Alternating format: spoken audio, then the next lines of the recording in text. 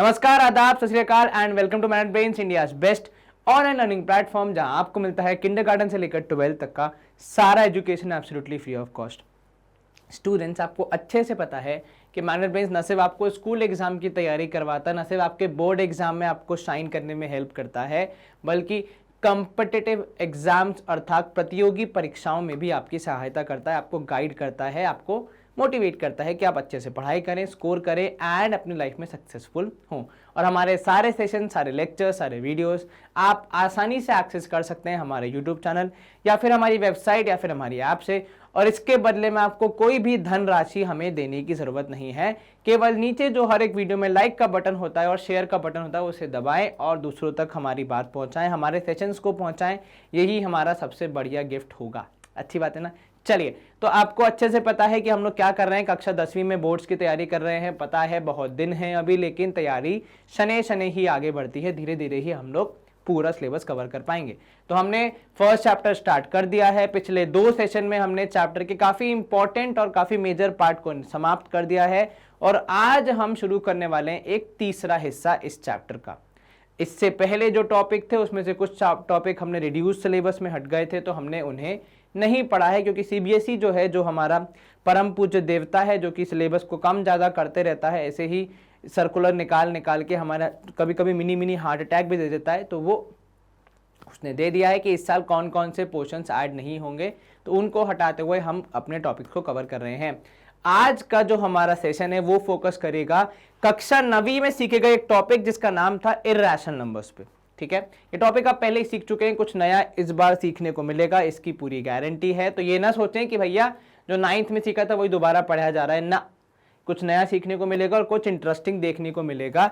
उसके बाद हम इसी सेशन में हमारे एक्सरसाइज 1.3 को भी समाप्त करके समरी को देखते हुए इस चैप्टर को पूर्ण आहुति मतलब समाप्त करने का प्रयास करेंगे। आपको क्या करना है, बस अच्छे से पढ़ाई करनी है और अगर पिछला सेशन नहीं देखा है तो प्लीज देखना है। ठीक है, चलिए शुरू करते हैं हमारा आज का सेशन। एनसीईआरटी बेस्ड है हमारा पूरा सेशन, आपको पता है, ताकि आपकी एनसीईआरटी अगर बेस मजबूत हो जाएगा तो उसके बाद किसी भी किताब को, किसी भी प्राइवेट पब्लिकेशन को और किसी भी एग्जाम को देने की जो स्ट्रेंथ है वो आपके पास रहेगी। मेंटल स्ट्रेंथ, फिजिकल स्ट्रेंथ तो हम सबके पास है ही, ताकत तो है ही।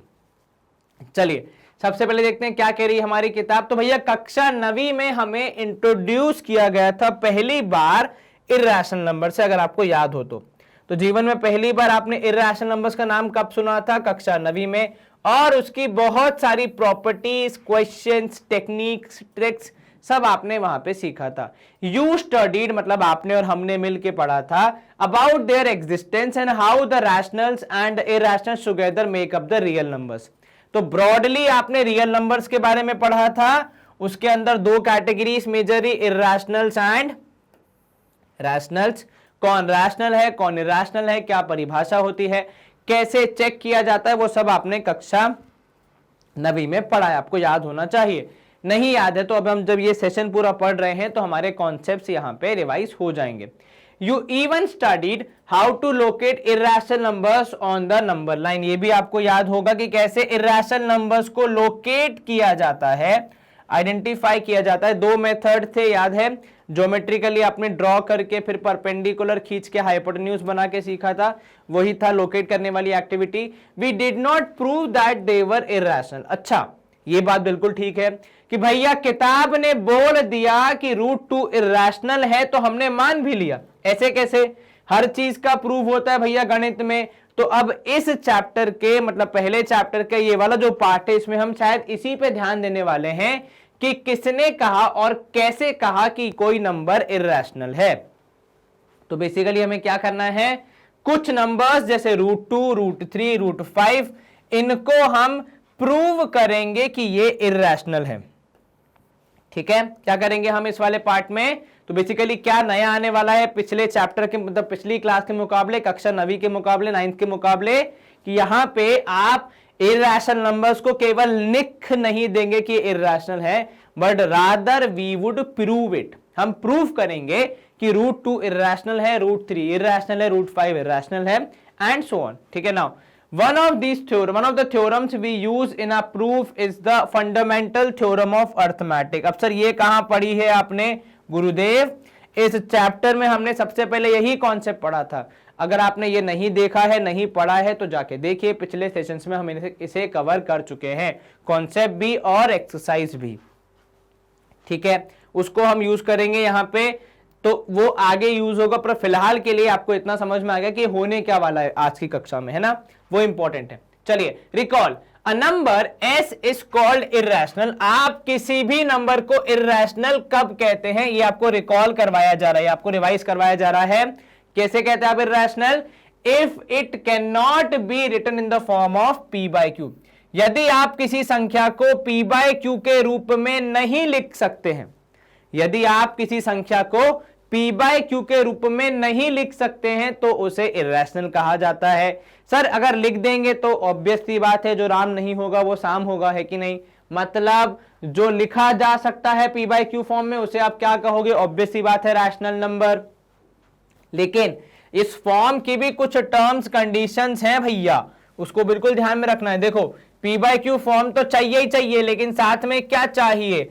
साथ में चाहिए कि p और q होने चाहिए इंटीजर्स, और q should not be equal to 0। ये दो तीन कंडीशंस आपके पास क्या क्या आ जाती हैं? सर्वप्रथम अगर हम देखें कि रैशनल नंबर होने की जो कंडीशंस है वो क्या है, तो भैया रैशनल नंबर होने की कंडीशंस हैं आपकी, सबसे पहला कि वो p/q फॉर्म में आना चाहिए, दूसरा q should not be equal to 0 होना चाहिए, तीसरा p और q शुड बी इंटीजर्स। ठीक है, तो इंटीजर्स को मैं z के साइन से रिप्रेजेंट कर रहा हूं, तो p और q इंटीजर्स होने चाहिए। और चौथी और अक्सर ना कही जाने वाली कंडीशन होती है कि p और q को प्राइम होने चाहिए। ठीक है, अर्थात दोनों के बीच में कोई भी कॉमन फैक्टर अगर हो तो उसे सिंप्लीफाई कर दिया जाए। सिंप्लीफाई किए बिना यदि आप उसको लिख रहे हैं तो वो इनकम्प्लीट होगा, बिकॉज देन कंपैरेटिवली ऐसा लगेगा कि यार एक तो कुछ नया मिल गया, पर हो सकता है कि वो वही नंबर हो जो कि आप पहले ही पता लगा चुके हैं। ठीक है, चलिए कुछ एग्जाम्पल आपको दिए गए हैं, जैसे √2, √3, √15, माइनस ऑफ √2/√3। ये देखिए, ये है non terminating non repeating decimal expansion, जो कि आप पहले ही पढ़ चुके हैं, इर्रेशनल होता है। तो ये कुछ आपको एग्जाम्पल्स यहाँ पे दिए गए हैं। सोचने समझने देखने वाली बात कि रैशनल नंबर या इर्रेशनल नंबर होने की कंडीशन क्या होगी। अगर आपने रैशनल बनना है तो ये सारी कंडीशन फुलफिल करनी पड़ेंगी, पर अगर इनमें से एक भी कंडीशन आपने वॉयलेट कर दी, मतलब एक भी नियम आपने तोड़ दिया, तो आप इर्रेशनल की कैटेगरी में आ जाते हैं। तो बहुत बारीक सा फर्क है भैया। अगर आपको देखो, जीवन में अगर आपको सक्सेसफुल होना है तो 50 चीजें करनी पड़ेंगी, ठीक है, पर अगर आपने एक गलत चीज कर दी तो आप सक्सेसफुल नहीं हो पाएंगे। ये तो संसार का नियम है। ठीक है, तो गलती एक ही काफी होती है किसी भी व्यक्ति का वो करने, विनाश करने के लिए। ठीक है, तो इसीलिए आपसे हमेशा निवेदन है कि जो भी काम करें सोच समझ के करें। गुरुजी का थोड़ा ज्ञान यहाँ पे कभी कभी देते रहते हैं हम लोग फ्री में। चलो, before we prove that √2 is irrational, तो जो हमारा कहानी स्टार्ट होती है कि √2 को इर्रेशनल प्रूव करना है, उसके पहले we need to prove the following theorem, जो उसके बाद आने वाली है। ठीक है, अभी अगले स्लाइड में, whose proof is based on the fundamental theorem of arithmetic, जिसका proof fundamental theorem of arithmetic में देखने को मिलता है। ठीक है, चलिए आइए देखते हैं क्या थ्योरम है। तो ये है आपकी थ्योरम। थ्योरम कहती है कि यदि p एक प्राइम नंबर है, ठीक है, और p a² को डिवाइड कर रहा है, देन आपको यह प्रूव करना है कि p a को भी डिवाइड करेगा। देन आपको यह प्रूव करना है कि p a को भी डिवाइड करेगा। अब जीवन में कुछ थ्योरम्स ऐसी होती है, मैं ईमानदारी से बताऊं, कि जिनको एग्जाम्पल से समझा पाना ज्यादा आसान होता है, टीचर के लिए भी और एक स्टूडेंट के स्वयं के समझने के लिए भी।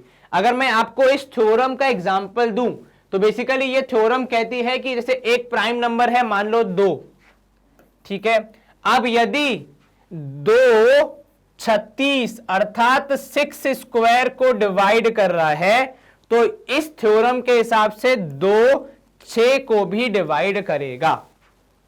ठीक है, एक और एग्जांपल दूं कि अगर मान लीजिए 7 एक प्राइम नंबर है, ठीक है, या मान लीजिए 3 एक प्राइम नंबर है, और वो 81 दैट इज 9 के स्क्वायर को डिवाइड कर रहा है तो वो 9 को भी डिवाइड करेगा, 3 डिवाइड्स 9। ठीक है, अब देखिए मैंने 2 एग्जाम्पल दिए और एग्जाम्पल से कितनी आसानी से किसी भी व्यक्ति को समझ आ जाएगा, है कि नहीं? झूठ बोला क्या मैंने कुछ? नहीं ना। अब मैंने आपको एग्जाम्पल दिया तो आप अब मुझे 4 एग्जाम्पल सामने से पटक सकते हो कि अरे सर ये देखो ये ऐसा होगा, ये ऐसा होगा तो ऐसा होगा, है कि नहीं? परंतु किंतु थ्योरम है, केवल एग्जाम्पल से साबित नहीं की जा सकती है, कॉन्सेप्चुअली भी समझना पड़ेगा। तो अब आपको अगले 2 मिनट के लिए अपने हाथ बांध के एकदम कान खुले रख के सुनना है, ठीक है, कि यहां पे टीचर कहना क्या चाह रहे हैं। देखो एक तो है ये जानकारी कि P एक प्राइम नंबर है, ठीक है, तो P is a prime number, ये इंपॉर्टेंट जानकारी है, पर मैं अपना सवाल या अपना प्रूफ इससे स्टार्ट नहीं कर सकता, ठीक है, क्योंकि जो पूरा अपना यहाँ पे फोकस है वो किस पे, वो इधर पे है कि P डिवाइड्स A स्क्वायर। अब भैया P ठहरा प्राइम, उसका तो कुछ ऐसा कोई लोड है नहीं, लोड किसका है? A का है। तो हम स्टार्ट करते हैं A से, तो मानते हैं कि let A be equal to, या A के जो फैक्टर्स हैं वो होंगे P1 P2 P3 and so on. ठीक है भाई, किसी भी नंबर के फैक्टर्स होते हैं, ठीक है, तो आपने यहां पे लिखा let A be a positive integer, जैसा कि लिखा where A is a positive integer, तो आप याद है यहां पे लिखो गिवन, ठीक है, given A is a positive integer. अब क्योंकि स्वयं A एक पॉजिटिव इंटीजर है, ठीक है, तो उसके कुछ ना कुछ फैक्टर्स तो होंगे। मान लो क्योंकि मुझे A पता नहीं है क्या है, ठीक है, लेट A B लिख देता हूं यहां पे, A भी पॉजिटिव इंटीजर जैसा कि सवाल में दिया है, ठीक है। अब मान लो मुझे यहां पे ये तो नहीं पता इसके फैक्टर्स क्या है, पर मैंने कुछ फैक्टर्स मान लिए, तो let A is equal to P1 into P2 into P3 and so on till Pn, ठीक है, ये होगा। इस A के कुछ फैक्टर्स तो होंगे, कितने होंगे अभी मैं नहीं बोल सकता क्योंकि अभी मुझे A के बारे में कोई जानकारी नहीं है, केवल इतना पता है कि वो पॉजिटिव इंटीजर है, तो उतना ही मैं मानते हुए यहां पे A के फैक्टर्स लिख रहा हूं, भले ही 2 हो 4 हो 8 हो, उससे मुझे फर्क नहीं पड़ता, पर फिलहाल के लिए मैं P1 P2 P3 का मल्टीप्लीकेशन के रूप में उसे लिख रहा हूं क्योंकि फैक्टर्स होते हैं, जहां पे P ऑब्वियसली बात है क्या है, प्राइम नंबर्स रिप्रेजेंट कर रहे हैं, ठीक है, अलग अलग प्राइम नंबर्स है ना। अब यहां पे आप देखेंगे अगर, ठीक है, आपको सवाल में A स्क्वायर के बारे में भी पूछा, तो चलिए A स्क्वायर की भी बात कर लेते हैं। तो A स्क्वायर जब आप करेंगे तो आपने इस तरफ का स्क्वायर किया तो उस तरफ का भी स्क्वायर हो जाएगा, तो P1 square P2 square P3 square and so on till Pn का होल स्क्वायर, ठीक है। अब यहां ध्यान देना भैया, आपको साथ ही साथ एक बहुत महत्वपूर्ण जानकारी दी गई है सवाल में कि P डिवाइड्स A स्क्वायर, ठीक है, P डिवाइड्स A स्क्वायर। इसका क्या तात्पर्य है कि जब आप A स्क्वायर की जो वैल्यू है उसे P से डिवाइड करते हैं तो आपको निश्चित ही कुछ उत्तर मिलेगा, ठीक है। उत्तर मिलने का मतलब है कि डिवीजन पूरा कंप्लीट हो जाएगा और आपको एक क्वेश्चन मिलेगा विथ 0 रिमाइंडर, ठीक है। और जब P डिवाइड्स A स्क्वायर करता है तो उसका एक और तात्पर्य यह निकलता है कि भैया P is a factor of A square, ठीक है। ये कहां से आया सर? डिवाइड कर रहा है मतलब पक्का है दोनों के बीच में कुछ कनेक्शन है। जैसे अगर 6 है वो 2 को डिवाइड कर रहा है तो इसका यही मतलब होता है कि 2 is a factor of 6। Divide कर रहा है मतलब फैक्टर है तभी तो डिवाइड करेगा, अगर फैक्टर नहीं होता, उसको तोड़ने की क्षमता उसमें नहीं होती तो वो डिवाइड कैसे कर पाता। तो P is a factor of A square, लेकिन हमने A स्क्वायर के फैक्टर्स तो पहले ही डिफाइन कर दिए हैं, ठीक है। अब जो आपकी फंडामेंटल थ्योरम ऑफ अर्थमेटिक है वो क्या कहती है? तो sir fundamental theorem of arithmetic, FTA लिख रहा हूं मैं, ठीक है, शॉर्ट में, वो कहती है कि फैक्टर्स क्या होते हैं? यूनिक होते हैं। क्या होते हैं? यूनिक होते हैं। मतलब ये जो P यहां पे विचरण कर रहा है वो कोई और बाहरी व्यक्ति नहीं है बल्कि इन्हीं का हिस्सा है, ठीक है। किसका हिस्सा है? इन्हीं का हिस्सा है, इन्हीं में से कोई एक है, ठीक है। अब क्योंकि p भी प्राइम है और ये सारे भी प्राइम है, और क्योंकि यूनिकनेस है मतलब कोई नया फैक्टर नहीं आ सकता, कोई अलग नंबर नहीं आ सकता, इन्हीं में से कोई एक होगा, इन्हीं में से कोई यूनिक होगा, तो आप क्या बोलोगे, आप ये बोलोगे कि ये जो p है, ठीक है, ये इज अ पार्ट ऑफ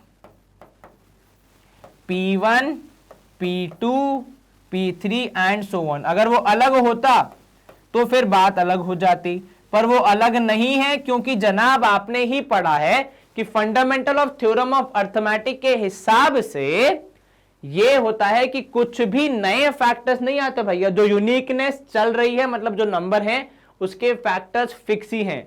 तो ये जो विचरण करता हुआ फैक्टर है p, ये बेसिकली इन्हीं का हिस्सा है, कुछ अलग नहीं है, इन्हीं का हिस्सा है, मतलब जो p is a part of p1 p2 p3, और ये p1 p2 p3 जो पूरी कहानी है वो है किसके बारे में, a के बारे में। तो मतलब आप ये बोल सकते हैं कि therefore p is a factor of a, p is a factor of a, ठीक है। इंपॉर्टेंट बात क्या थी यहां पे, इंपॉर्टेंट था FTA का एप्लीकेशन, क्योंकि वो थ्योरम कहती है कि आपका यूनिक तरीका होता है। यूनिक तरीके का क्या तात्पर्य है भैया, यूनिक तरीके का सीधा सीधा तात्पर्य यही होता है कि जो फैक्टर्स है वो फिक्स है, चेंज नहीं हो सकते, कोई नया फैक्टर अपने मन से ऐड नहीं हो सकता। तो अगर वो डिवाइड कर रहा है, अगर वो फैक्टर है, तो पक्का इन्हीं में से कोई एक है जिसे हम यहां लिख नहीं रहे थे, जिसे हमने यहां पे दर्शाया नहीं था, तो वो उन्हीं में से कोई एक है। तो उन्हें अब हम दर्शा रहे हैं कि भैया आप इसी का पार्ट हो, क्योंकि यूनिक तरीका होता है, आप इन सब में से एक हो, तो इसलिए आप भी फैक्टर्स में से एक हो और आप a के भी फैक्टर हो, क्योंकि आप a स्क्वायर को भी डिवाइड कर रहे हो। इसके हमने एग्जाम्पल भी देखे जहां पे प्रैक्टिकली ये दिख रहा था हमें साफ साफ क्लियरली लॉजिकली कॉमन सेंस के साथ कि ऐसा होता है। मैंने आपको 2 एग्जाम्पल बताए, आप मेरे को 1-2 एग्जाम्पल बताएंगे कहां पे, यहीं इसी सेक्शन के कमेंट्स में, ठीक है। सिंपल सी चीज क्या है यहां पे समझने के लिए कि यदि कोई नंबर किसी के स्क्वायर को डिवाइड कर रहा है, शुद्ध हिंदी में यदि कोई नंबर किसी के स्क्वायर को डिवाइड कर रहा है, तो नंबर उस नंबर को भी डिवाइड करेगा जिसका स्क्वायर हुआ था। उदाहरण के तौर पे यदि 3 36 को डिवाइड कर रहा है, तो 36 किसका स्क्वायर है, 6 का, तो 3 6 को भी डिवाइड करेगा, और प्रैक्टिकली होता भी है, ठीक है। यदि आप मान रहे हैं कि जैसे फॉर एग्जांपल अगर मैं आपको और बताऊं 64 जो है, ठीक है, किसका स्क्वायर है, 8 का स्क्वायर है, तो अगर 64 4 से डिविजिबल है तो पक्का के स्क्वायर रूट अर्थात 8 को भी डिवाइड करेगा। ऐसे आपको बहुत सारे एग्जाम्पल देखने को मिल जाएंगे। थ्योरम समझ में आ गई, और ये थ्योरम आगे यूज होने वाली है, इसलिए इसको समझना बहुत जरूरी है। तो जब आप √2 को इर्रेशनल प्रूफ करने वाले हैं, जो कि हमारी अगली थ्योरम है, वहां पे इसका काफी ज्यादा एप्लीकेशन देखने को मिलता है, ठीक है।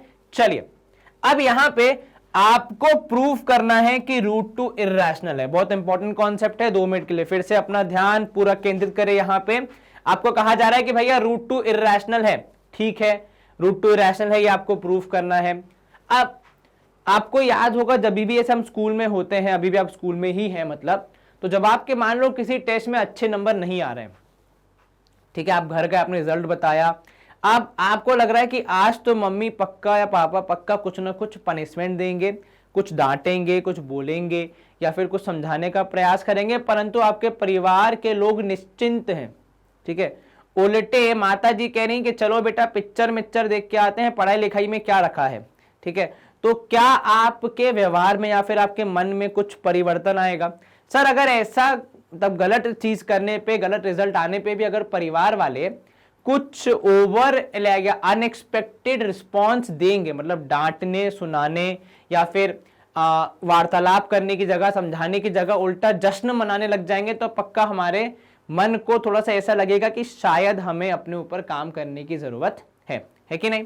तो जब ऐसा कुछ होता है, मतलब आप कॉन्ट्राडिक्ट कर देते हैं, तो इंसान बहुत चक्का रह जाता है। ठीक वैसा ही हम यहां पे करने वाले हैं। हम इसको इर्रेशनल प्रूफ करने के लिए मेथड ऑफ कॉन्ट्राडिक्शन यूज करेंगे, ठीक है। आई विश मुझे इसकी पूरी स्पेलिंग अच्छे से आती तो मैं लिख देता, पर मैं केवल यहां पे कॉन्ट्रा लिख दे रहा हूं, ठीक है। अब यहां पे देखें, ये सवाल √2 के बारे में है। इसमें √3, √5, √7, √11, √13, √17, √19 कुछ भी नंबर आ जाए, प्रोसेस वही रहेगा, बस केवल अंदर की वैल्यूज चेंज हो जाएंगी। ठीक है। अब सर मेथड ऑफ कॉन्ट्राडिक्शन का मतलब क्या होगा? देखो, कॉन्ट्राडिक्ट करना है मतलब आपको बोल देना है कि ठीक है, आपने कहा √2 इरेशनल है, हम हार मान गए कि नहीं √2 तो रैशनल है। हमने क्या मान लिया कि √2 तो रैशनल है। ठीक है, तो हमने क्या बोला, अजम्पशन हमने क्या बोला, let √2 be a rational number. ठीक है, that √2 be a rational number. तो √2 को आपने रैशनल नंबर बोल दिया, मतलब √2 रैशनल नंबर होने की सारी आपकी कंडीशंस को फुलफिल कर रहा है। ठीक है, अब √2 होने की सारी कंडीशंस क्या है रैशनल नंबर होने की? सर सबसे पहला तो √2 को आप आसानी से p/q या फिर a/b के फॉर्म में लिख सकते हैं, फ्रैक्शन के फॉर्म में। ठीक है, उसके बाद b is not equal to 0, यहां पे भी आप देखेंगे √2/1 है तो b 0 के बराबर नहीं है। तीसरी कंडीशन, a और b क्या होने चाहिए? a और b इंटीजर होने चाहिए। ठीक है, z। चौथी और इंपॉर्टेंट एंड अनसेड कंडीशन है, जो कि बहुत बार हम डेफिनेशंस में नहीं लिखते, नॉर्मल प्रैक्टिकल यूज करते तब भी हम नहीं बोलते, वो ये होता है कि भैया a और b जो है वो है कोप्राइम। ठीक है, अब कोप्राइम शब्द क्या होते हैं? कुछ लोगों को यही याद नहीं होगा, कोई दिक्कत नहीं है, याद कर लेते एक बार फटाफट। देखो, कोप्राइम शब्द वो होते हैं, पहली बात तो ये कोप्राइम नंबर्स होते हैं। ठीक है, एस लगाए मतलब पक्का एक नंबर नहीं है, दो नंबर का ग्रुप है। ठीक है, दो नंबर का पेयर है, तो दो नंबर्स को या दो नंबर्स के बीच में कनेक्शन कुछ है ऐसा यूनिक है कि उन्हें स्पेशल नाम दिया गया है कोप्राइम। अब प्राइम का मतलब आपको पता है, जिसके फैक्टर्स नहीं होते। ठीक है, कोप्राइम भी लगभग वैसा ही होता है कि ऐसे दो नंबर्स जिनके बीच में कोई भी कॉमन फैक्टर ना हो एक्सेप्ट 1, क्योंकि 1 तो होगा ही होगा। तो भैया कल को आप ये बोल के नहीं आ सकते हो मेरी तब मेरे सीने पे, मतलब ऐसे जोर से नहीं आके बैठ सकते कि सर आपने तो कहा था कोप्राइम के फैक्टर्स नहीं होते तो 1 कहां से आया? तो भैया डेफिनेशन में साफ साफ लिखा है कि कोप्राइम होने का मतलब है कि 1 के अलावा, क्योंकि 1 तो हर जगह है, 1 हवा में है, 1 पानी में है, 1 धरती के अंदर है, 1 आकाश में है, सब जगह है जो 1 नंबर है, लेकिन 1 एज अ एक्सपेक्ट 1 के अलावा कोई और कॉमन फैक्टर नहीं होना चाहिए। बहुत एग्जांपल्स है हमारे पास, 2 और 3। ठीक है, उसके बाद फिर 3 और 4, अगर आप दूर दूर के निकालना चाहें तो 2 और 17 भी हो सकता है, ऐसी कोई दिक्कत नहीं है। तो जरूरी नहीं है हमेशा आजू बाजू वाले होंगे, दूर वाले भी हो सकते हैं। शर्त सिर्फ सिंपल है कि भैया 1 के अलावा कुछ भी कॉमन फैक्टर नहीं होना चाहिए। ठीक है, चलिए, तो हमारे पास रैशनल नंबर होने की ये 4 कंडीशन है। अगर ये √2 रैशनल है, मतलब अब हमें केवल थोड़ा सा इसको क्या करना पड़ेगा, इसकी परीक्षा लेनी पड़ेगी कि क्या सारी कंडीशन फुलफिल हो रही हैं। इसमें से जो मेजर कंडीशन जो मेरे को लग रहा है फुलफिल हो जाएगी वो ये तो हो ही रही है, ये भी हो रही है। पंगा इसका हो सकता है कि शायद हम कोप्राइम न साबित कर पाए। ठीक है सर, कोप्राइम साबित करना क्यों जरूरी है? क्योंकि भैया जब तक कोई भी फ्रैक्शन मोस्ट सिंप्लीफाइड फॉर्म में नहीं होगा, बिना सब कुछ कैंसिल हुए नहीं होगा, तब तक बात नहीं बनेगी, तब तक वो इनकम्प्लीट कहा जाएगा। ठीक है, चलिए, अब आपने कहा √2 इज इक्वल टू a/b, क्योंकि दो क्या है, ये रैशनल नंबर है तो मतलब फ्रैक्शन के रूप में एग्जिस्ट तो करेगा ही। ठीक है, अब मैं आपसे क्या बोल रहा हूं, मुझे ना ये रूट देख के बहुत घबराहट सी हो रही है कि रूट ही रूट चल रहा है, तो मैं इस रूट को यहां पे हटा दे रहा हूं। ठीक है, मतलब मैं यहां पे क्या कर दे रहा हूं, इन दोनों का स्क्वायर कर दे रहा हूं। तो मैंने लिखा स्क्वायरिंग बोथ साइड्स। ठीक है, अब जब मैं ये करूंगा, जब मैं ये कार्य करूंगा तो होगा क्या सर, यहां पे आ जाएगा √2 की जगह पे 2, 1 की जगह पे 1, और ये हो जाएगा a² अपॉन b²। कहीं कोई आपत्ति तो नहीं किसी को? क्या किया आपने दोनों पक्षों का स्क्वायर कर दिया, क्योंकि आपको रूट देख देख के थोड़ी सी घबराहट हो रही थी। ठीक है, अब यहां समझना, देखने वाली बात क्या है, देखो यहां पे अब हम आ रहे हैं कुछ नए पड़ाव की ओर, ठीक है। सोचने वाली बात यह है कि इसको हम अब क्या आगे रुख लेंगे, तो हम क्रॉस मल्टीप्लाई कर दे तो हमें मिलेगा 2b² is equal to 1 into a square मतलब a स्क्वायर, ठीक है। अब यहां पे अगर आप देखें तो आपको दिखेगा कि b² is equal to a square by 2, अर्थात ये जनाब कि जब आप a स्क्वायर को 2 से डिवाइड कर रहे हैं तो आपको b² के रूप में एक कंप्लीट आंसर मिल रहा है, मतलब डिवीजन कंप्लीट हो रहा है। मतलब यहां पे आप कह रहे हैं कि जो a² है, ठीक है, a² या फिर आप ये कह रहे हैं कि जो 2 है वो a² को डिवाइड कर रहा है। क्या आपको यह समझ में आया? कहने का तात्पर्य क्या है कि जनाब आपके पास √2/1 था a/b के बराबर, पर क्योंकि अब हम इसको रैशनल बोल चुके हैं तो रूट क्यों लेके आए, क्योंकि रूट देख के जो एक नॉर्मल हमारा जो इंट्यूशन होता है वो पहली चीज क्या आती है, इरैशनल होगा। तो इसलिए हमने सबसे पहले रूट को हटा दिया कि हमें ये कलंक और ये टोपी इसके ऊपर नहीं चाहिए। तो हमने स्क्वायर किया, स्क्वायर करके हमें रिजल्ट मिला, और यहां से हमें एक रिजल्ट ये मिल रहा है कि जब आप a² को 2 से डिवाइड कर रहे हैं तो आपको कुछ आंसर मिल रहा है। इंग्लिश में उसका तात्पर्य कि जो 2 है वो a² को डिवाइड कर रहा है। इसका मतलब ये है कि 2 डिवाइड्स whom? a, ठीक है। अब ये कहां से आया? जस्ट पिछली थ्योरम से हमने ये सीखा है कि 2 जो अगर a² को डिवाइड करेगा तो वो उसके square root that is a को भी डिवाइड करेगा। तो यहां से हमें क्या मिला?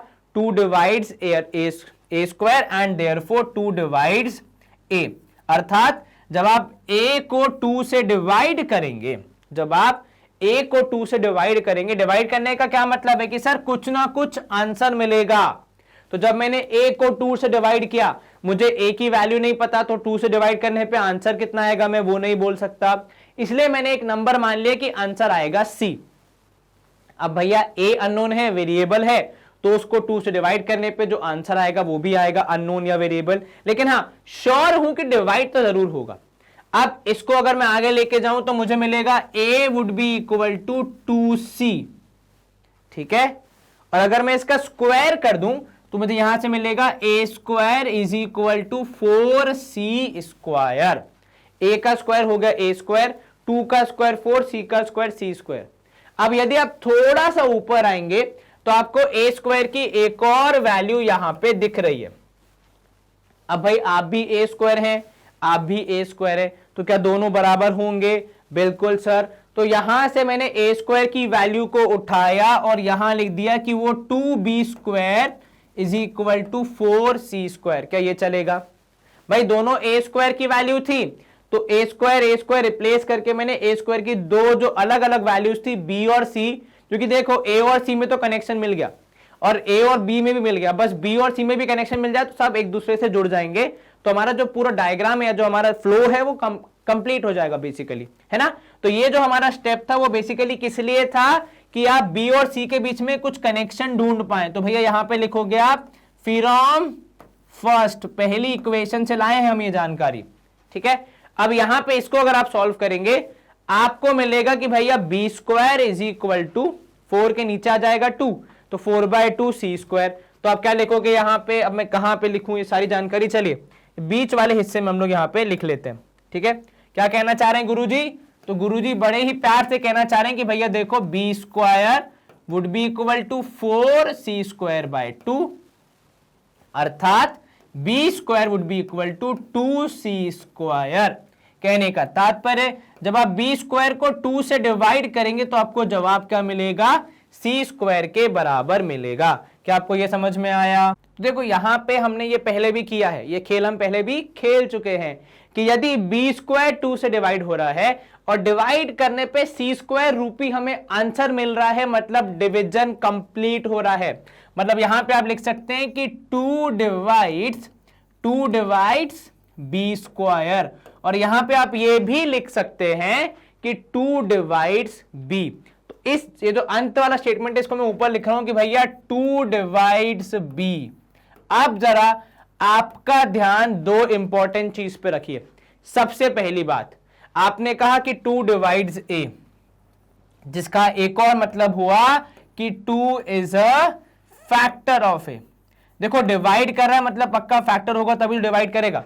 बिना फैक्टर हुए डिवाइड कर पाना और बिना ट्रैक्टर हुए खेती कर पाना मुश्किल है। मतलब पुराने जमाने में तो हल वगैरह थे, अब तो नहीं है, ठीक है। अब तो इंसान ज्यादातर ट्रैक्टर यूज करता है ताकि इजीली हो जाए। तो बिना फैक्टर के डिवीजन और बिना ट्रैक्टर के एग्रीकल्चर, थोड़ा सा like you can not imagine. Same ऐसे यहां पे भी 2 डिवाइड्स बी, मतलब पक्का 2 is a factor of b. मतलब यहीं पे हमारा देखो अब इंग्लिश झाड़ने का टाइम आ गया। मतलब यहां पे कॉन्सेप्ट सॉल्विंग पार्ट हमारा खत्म हो गया। Fact 2 is a factor of b. तो यहां पे अब आप क्या लिखोगे कि since 2 is a factor of both a and b, या फिर 2 divides both a and b, we can say that 2 is a common factor between a and b.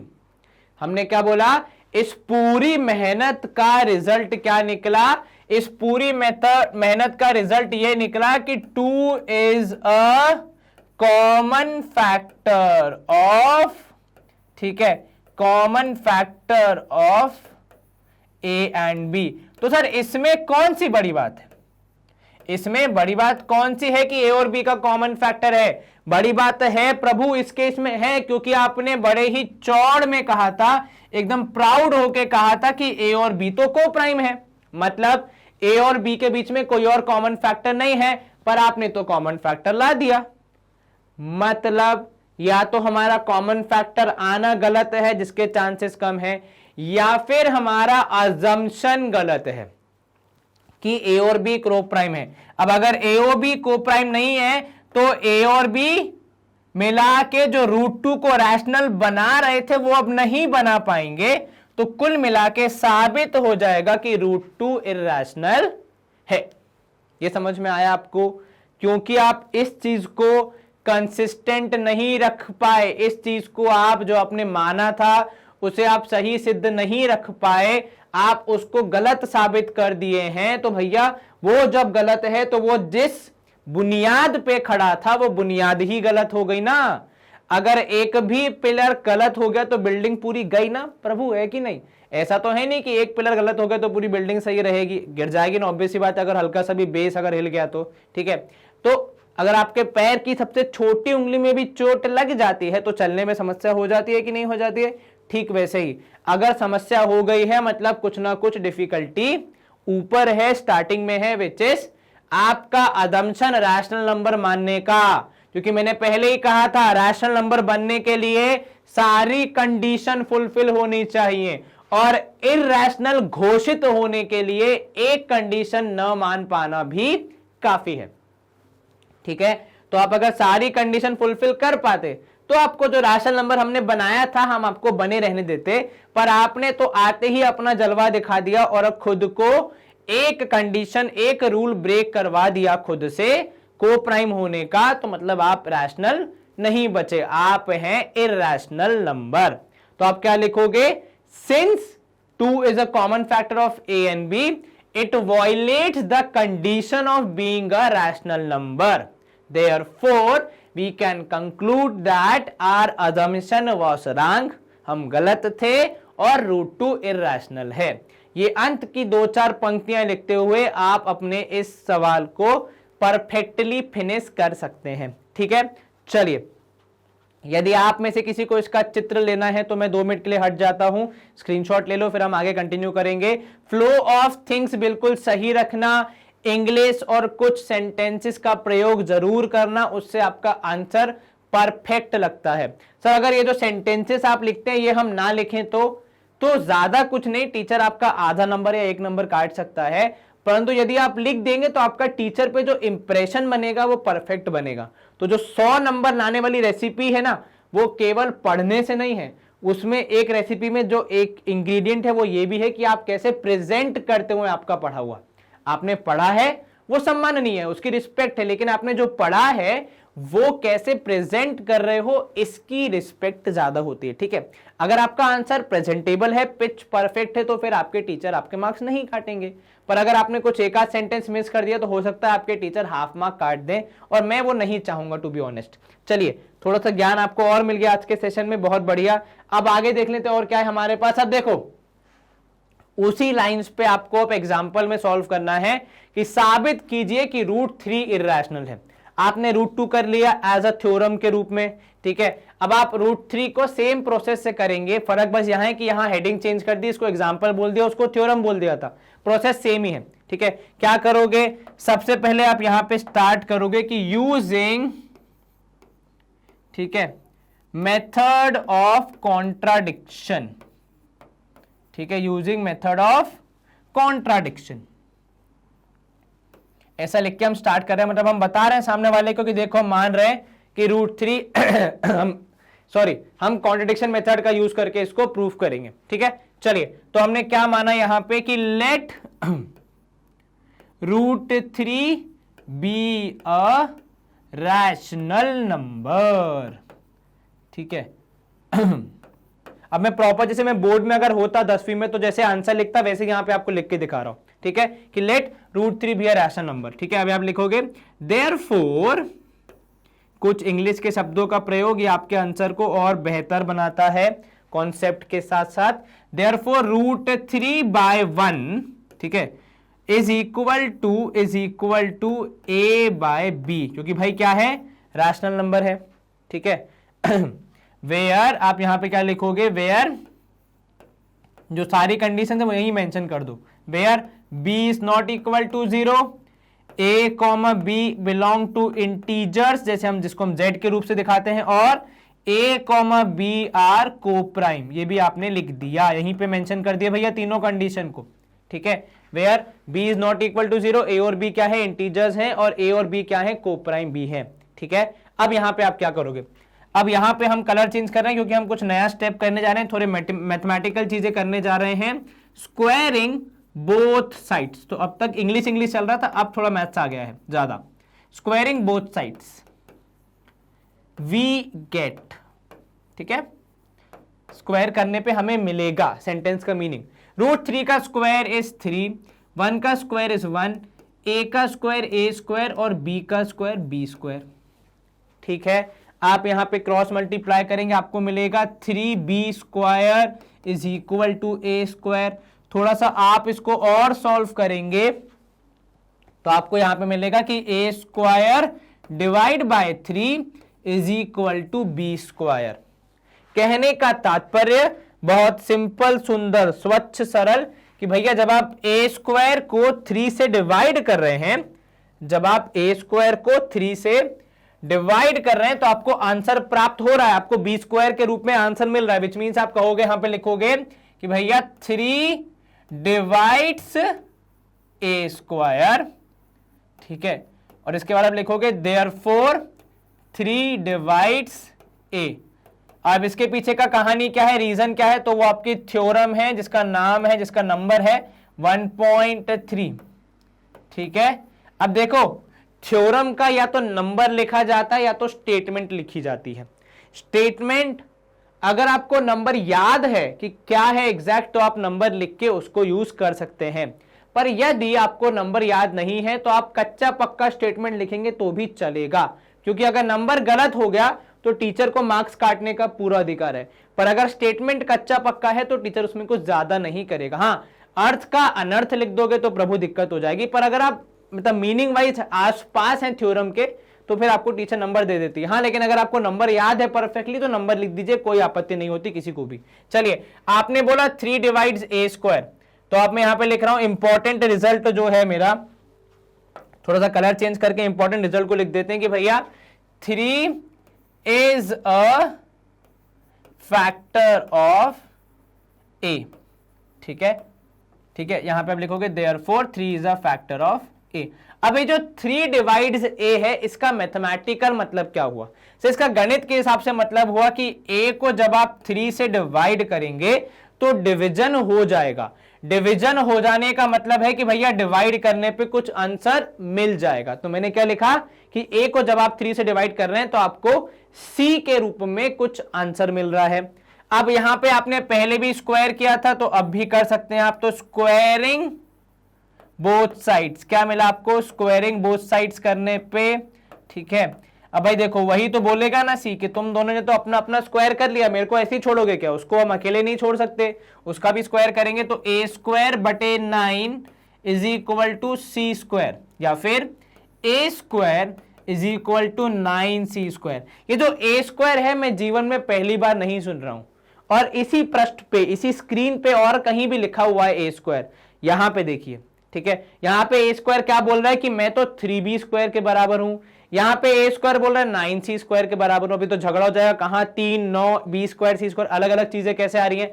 तो एक काम करते हैं ना, दोनों को रूबरू बैठा देते हैं, दोनों के बीच में बातचीत करवा देते हैं। तो यहां पे हमने देखा कि ए स्क्वायर की जगह हम सब्स्टिट्यूट कर सकते हैं 3b स्क्वायर को। क्या लिखोगे, रीजन की फ्रॉम फर्स्ट, कि भैया जो अलग अलग बातें हो रही हैं, यहां ए स्क्वायर कुछ और बोल रहा है, वहां कुछ और बोल रहा है, काम करो आमने सामने बैठाओ, दोनों पार्टीज बात कर लेंगे तो झगड़ा सुलझ जाएगा। अब इस 9 को जब आप डिवीजन में लाएंगे तो b स्क्वायर बाय 3 ही बचेगा, क्योंकि जो 9 है वो 3 को डिवाइड कैंसिल करके नीचे केवल 3 बचेगा। तो b square is divided by 3, तो आपको रिजल्ट मिल रहा है c स्क्वायर। अब यहां पे हमें देखो, जीवन में हमेशा कहा जाता है ना कि रिजल्ट की चिंता मत करो, आप तो प्रोसेस पे ध्यान दो।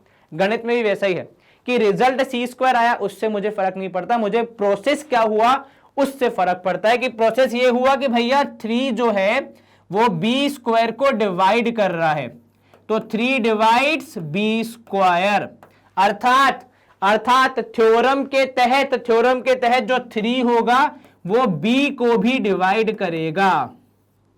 ये इंपॉर्टेंट है मेरे लिए, ठीक है। मुझे सी स्क्वायर मिल रहा है उससे फर्क नहीं पड़ता है, मुझे फर्क पड़ता है इस बात से कि प्रोसेस क्या हुआ है। तो प्रोसेस ये हुआ है कि बी स्क्वायर को 3 ने डिवाइड किया है। अब जब बी स्क्वायर को 3 ने डिवाइड किया है तो बी को भी डिवाइड करेगा 3। मतलब जो हमारे इंपॉर्टेंट सेंटेंसेस यहां पे हैं हमारे लिए वो 2 हैं। कौन कौन से सर? पहला तो ये कि आपने कहा कि जो 3 है वो a को डिवाइड कर रहा है, या फिर 3 is a factor of a। दूसरा ये कि जो 3 है वो b को भी डिवाइड कर रहा है। कहानी का सार वही है कि 3 is a factor of b। तो अब आप क्या लिखोगे? नाउ, तो आप एंड में यहां पे लिखोगे कि नाउ सिंस, या फिर आप नाउ की जगह सीधे लिखोगे since 3 divides both a and b, ठीक है, 3 divides both a and b। ये मैं यहां पे कंक्लूजन लिख रहा हूं भैया, एंड वाला स्टेटमेंट है कि since 3 divides both a and b, we can conclude that a and b are not co-prime। तो हमने जो कंडीशंस बताई थी उनमें से एक कंडीशन वायलेट हो गई, और वही संसार का नियम है कि आप 10 अच्छी चीज कर लें और एक बुरी चीज कर ले। कौन सी ज्यादा हाईलाइट होती है जीवन में? एक बुरी चीज, है कि नहीं? आप 10 दिन तक होमवर्क रेगुलरली करें, टीचर आपको कुछ नहीं बोलेगा। जैसे ही 11वें दिन आपका होमवर्क छूटा, आप नहीं करके गए और टीचर उसी दिन कॉपी मांग लेता है, होता है कि नहीं होता है कि नहीं? मेरे साथ तो बहुत होता था यार कि जब 10 दिन कर लिया तब टीचर पूछ ही नहीं रहा, मतलब चिल्ला चिल्ला के थक गए, टीचर होमवर्क चेक कर लो, होमवर्क चेक कर लो, नहीं करना उनको। लेकिन जिस दिन हमने नोटबुक नहीं लाई है या फिर हमने इनकम्प्लीट किया है, उनको उसी दिन हमारे ही रोल नंबर की चेक करनी है। ये नसीब थोड़ा सा होता है हम सबका खराब, ठीक है। तो देखो एक भी गलती हो गई, देयरफॉर आप यहां पे क्या लिखोगे कि a and b are not coprime. बिल्कुल ऐसे बड़े से लिखो कि नॉट को-प्राइम, ठीक है। मतलब जो हमारी कंडीशंस थी वो फुलफिल नहीं हो रही हैं। 4 कंडीशन थी, ए बाय बी का form, b equal not equal to 0, a और बी इंटीजर, और ए और बी को-प्राइम, ठीक है। को-प्राइम नहीं है मतलब हमारी 4 कंडीशन में से एक कंडीशन पूरी नहीं हो पाई। अब अगर एक कंडीशन पूरी नहीं हो पाई तो मतलब बात आगे नहीं बनेगी। मतलब जो हमने माना था कि आप रैशनल नंबर हैं, आपसे वो दर्जा वापस छीन लिया जाएगा √3g, आपको इरैशनल नंबर डिक्लेयर किया जाएगा। दुख है हमें इस बात का, लेकिन करना तो पड़ेगा, है कि नहीं?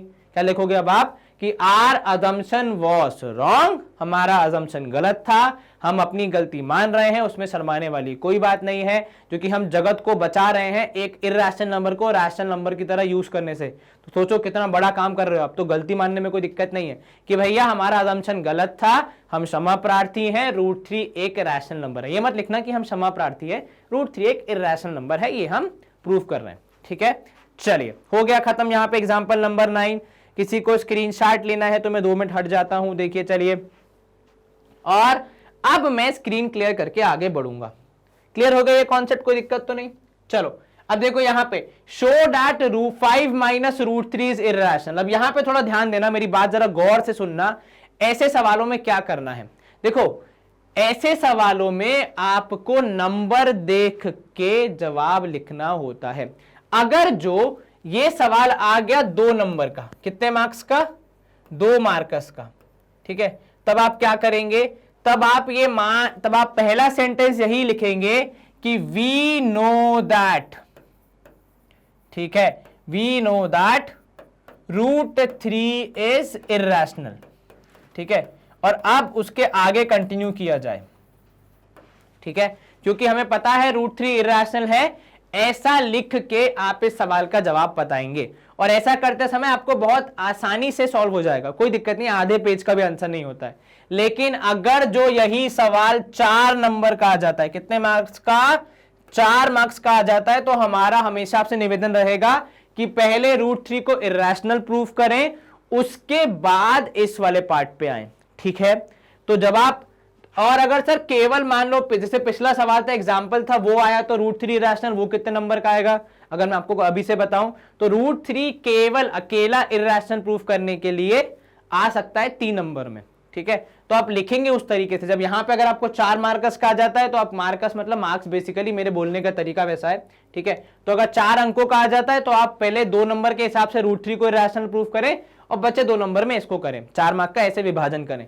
यदि अकेला √3 आ जाता है तो 3 नंबर का है भैया, पूरा प्रूफ करो। यदि ये सवाल आ जाता है 2 या 3 नंबर का, तो आप ये मान लिख सकते हैं कि √3 इज इर्रेशनल।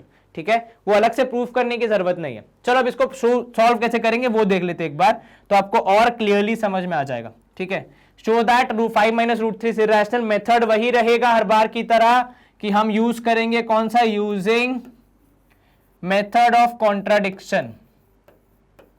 ठीक है, क्या कहता है मेथड हमारा कि भैया मान लो कि ये 5 माइनस √3 जो है वो रैशनल नंबर है, तो let 5 minus √3 be a rational number, ये हमने मान लिया, इंपॉर्टेंट चीज। ठीक है, अब रैशनल नंबर है मतलब क्या होगा कि सर इसको हम p/q या फिर a/b के फॉर्म में या फिर x/y, जो भी आप लिखना चाहें, जो भी लिखना चाहें, फर्क नहीं पड़ता, बस फ्रैक्शन होना चाहिए, वो इंपॉर्टेंट है। तो हमने क्या माना, 5 माइनस √3 इज इर्रेशनल था, तो ये 5 माइनस √3 को हमने a/b के रूप में लिख दिया, जहां पे वेयर क्या लिखोगे आप, ए, जो सारी कंडीशन है वो फुलफिल होनी चाहिए कि वेयर a, b क्या है, where b is not equal to 0। ठीक है, a और b इंटीजर हैं। ठीक है, एंड a, b आर को प्राइम। ये 2-3 चीजें जो कि हर कंडीशन में लिखी जाती हैं। ठीक है, चलिए अब जरा इस पे आ जाते हैं। मैं इसको थोड़ा सिंप्लीफाई करने का प्रयास कर रहा हूं। ठीक है, क्योंकि मेरे पास √3 आ रहा है, तो मुझे √3 रूट वाली चीजें ना वैसे थोड़ी सी अजीब लगती है, तो एक तरफ रूट वाले ले जाओ, जो बिना रूट वाले हैं उन्हें एक तरफ ले आओ। ठीक है, तो यहां पे आप करेंगे 5 minus a/b is equal to √3। ठीक है, क्या बोला आपने, माइनस √3 को वहां ले गए तो पॉजिटिव हो गया, a/b पॉजिटिव था, साइड चेंज करेगा तो नेगेटिव। इसको आप सिंप्लीफाई करेंगे तो आपको मिलेगा b/5b, ठीक है, माइनस a/b। अब जरा यहां ध्यान देना, a और b इंटीजर हैं, आप वहां पे 5 से मल्टीप्लाई कर रहे हैं, और कितना भी प्लस माइनस कर लें, कुछ भी कर लें, क्योंकि ये पूरा खेल इंटीजर्स के साथ हो रहा है, तो जो जवाब आएगा वो हमेशा रैशनल ही आएगा। ठीक है, तो अब यहां पे अगर मैं इसके 2 पार्ट करूं तो मैं बोल सकता हूं कि 5b minus a/b would always be rational. ठीक है, हाउएवर जो यहां पे नोट करने वाली बात है वो ये है कि जो रूट 3 है, जो रूट 3 है वो क्या है उसके बारे में भी तो चर्चा होगी। तो हाउएवर, मैं यहां पे क्या लिख रहा हूं, हाउएवर वी नो दैट, क्या पता है हमें कि भैया रूट 3 तो इर्रेशनल है। ठीक है, अब देखो यहीं पे वो मार्क्स वाला फर्क आता है। अगर जो 2 नंबर का आया तो ऐसे अंग्रेजी में लिख के या फिर हिंदी में लिख के आप आगे बढ़ सकते हैं कि भैया रूट 3 इज इर्रेशनल। अगर जो 4 नंबर का आ गया तो आपको यहां पे रूट 3 इर्रेशनल प्रूफ करना पड़ेगा, पूरी कहानी बयां करनी पड़ेगी। ठीक है, ये डिफरेंस आ जाएगा। तो अभी मैंने रूट 3 रैशनल थोड़ी देर पहले ही प्रूफ किया, तो मैं तो आलस्य का मतलब आलस्य से पीड़ित व्यक्ति होने के नाते नहीं कर सकता दोबारा से प्रूफ। आप अगर आप चाहें तो थोड़ा रिवाइंड करके देख सकते हैं। तो अगर 4 नंबर का आएगा तो यहां पे क्या लिखोगे, यहां पे आप अब रूट 3 को इर्रेशनल प्रूफ करने की पूरी विधि समझाओगे, पूरा उसको प्रूफ करोगे और उसके बाद वापस यहां पे आएगा। ठीक है, कि यहां पे आप फिर क्या लिखोगे, उसके बाद आप लिखोगे उसकी जगह, मतलब इस सेंटेंस की जगह लिखोगे कि सिंस रूट 3 इज इर्रेशनल। ठीक है, बट यहां पे देखो जो ये वाला पार्ट है रैशनल और वो वाला पार्ट है इर्रेशनल। ठीक है, अब हम क्या बोलेंगे यहां पे, root 3 is irrational 5b minus a upon b, a rational part can not be equal to root 3। तब ये तो हो ही नहीं सकता, क्योंकि आप कह रहे हो कि रैशनल और इर्रेशनल बराबर हो गए। आप कह रहे हो कि रैशनल और इर्रेशनल बराबर हो गए, मतलब आग पानी एक बराबर, गर्मी सर्दी एक बराबर, ऐसा होता है क्या? नहीं। रैशनल इर्रेशनल एक बराबर कैसे हो सकते हैं? तो जब रैशनल और इर्रेशनल एक बराबर नहीं हो सकते तो मतलब इसमें कुछ गड़बड़ है, इसमें कुछ गड़बड़ है। तो ये जहां से आया वहां पे कुछ गड़बड़ है। ये आया कहां से? तो ये पूरी कहानी शुरू हुई थी हमारे अजम्पशन से। तो देयरफॉर आप क्या बोलोगे यहां पे कि देयरफॉर हमारा अजम्पशन क्या था? आर अजम्पशन बड़े ही दुख के साथ इज रॉन्ग। वैसे तो खुशी होती है कि आपका अजम्पशन रॉन्ग जा रहा है क्योंकि सवाल सही हो रहा है, और assumption is wrong, that is, आप क्या लिखोगे यहां पे, that is 5 minus root 3 is irrational. क्योंकि अगर अजम्पशन रॉन्ग हो गया तो मतलब जो हमने कहा था वो गलत है, उसका उल्टा सही है। तो रैशनल के अलावा ऑप्शन क्या बचता है? अगर आप रैशनल नहीं है तो आप क्या है? इर्रेशनल है। तो आप 5 माइनस रूट 3 इज इर्रेशनल, ये हम प्रूव कर पाए। ठीक है, आपको मैंने पूरा बता दिया, मार्क्स के हिसाब से भी बता दिया कैसे लिखना है, क्या लिखना है, लॉजिक भी समझा दिया। ऐसी मेरी आशा है कि आपको ये समझ आ गया होगा। स्क्रीन में कर रहा हूं क्लियर और हम मूव करेंगे अगले पार्ट की तरफ। अब देखो एग्जाम्पल 10 में 2 पार्ट थे, दूसरा क्या है, 3 रूट 2 इज इर्रेशनल। ये भी आसान है, बस वही कहानी जो अब तक आपने करी है, इसको भी हम जल्दी से सॉल्व कर लेते हैं। सबसे पहले यूजिंग मेथड ऑफ कॉन्ट्राडिक्शन, क्या बोल रहे हैं हम यहां पे इस मेथड के हिसाब से कि भैया let 3 root 2 be a rational number, ये हमने डिक्लेयर कर दिया है। ठीक है, चलिए इसका मतलब कि भैया 3 रूट 2 को आप मैथमेटिक्स के हिसाब से a बाय बी के रूप में लिख सकते हैं। कंडीशंस क्या क्या होंगी? तो यहां पे आप कॉमा लगा के लिख सकते हैं कि वेयर, सारी कंडीशन लिख दो कि b is not equal to 0, a comma b belong to, ये जो साइन लिखते हैं ये e नहीं है, इसका मतलब होता है कि a और b इंटीजर्स हैं। इसको इंग्लिश में पढ़ा जाता है बिलोंग टू, अगर आपको याद नहीं हो तो एक मैंने बता दिया। ठीक है, और यहां पे a और b को आप क्या बोलेंगे, वो क्या है, को प्राइम, ये भी डिक्लेयर कर दिया। ठीक है, हालांकि इसकी जरूरत रूट 2 रूट 3 रूट 5 में ज्यादा पड़ती है, यहां कम पड़ती है, पर लिख तो देते ही अपन, है ना। चलो अब इसके हिसाब से क्या होगा, तो सर ये हो जाएगा यहां पे root 2 is equal to a upon 3b। फिर से यदि 2 नंबर का सवाल है तो क्या कहोगे कि वी नो दैट क्या है, रूट टू डिक्लेयर्ड है इर्रेशनल। अच्छा एक काम करना, अगर ये सवाल 3 नंबर का भी आ जाता है या 4 नंबर का भी आ जाता है तो आपको मैं ये बता दूं कि रूट 2 को इर्रेशनल प्रूफ करना एक थ्योरम है और थ्योरम का इस्तेमाल कर सकते हैं। तो अगर रूट 3 वाला आ जाता है तब तो रूट 3 पूरा प्रूफ करना, पर यहां पे आप रूट 2 इज इर्रेशनल ये थ्योरम का रेफरेंस दे के भी लिख सकते हैं। तो देखो चालबाजी कैसे करते हैं ये आप हमसे सीखिए, ठीक है, कि कैसे हम यहां पे थ्योरम यूज करके अपनी मेहनत को बचा रहे हैं, कि ये तो 1.4 थ्योरम ही है यार, तो ये तो यूज हो सकती है ना, एग्जाम्पल को नहीं बोल सकते। मतलब √3 इरेशनल है वो हमें प्रूफ करना पड़ेगा, क्योंकि वो कोई थ्योरम नहीं है, पर ये तो हमने थ्योरम ही पढ़ी है कि भैया √2 इरेशनल है।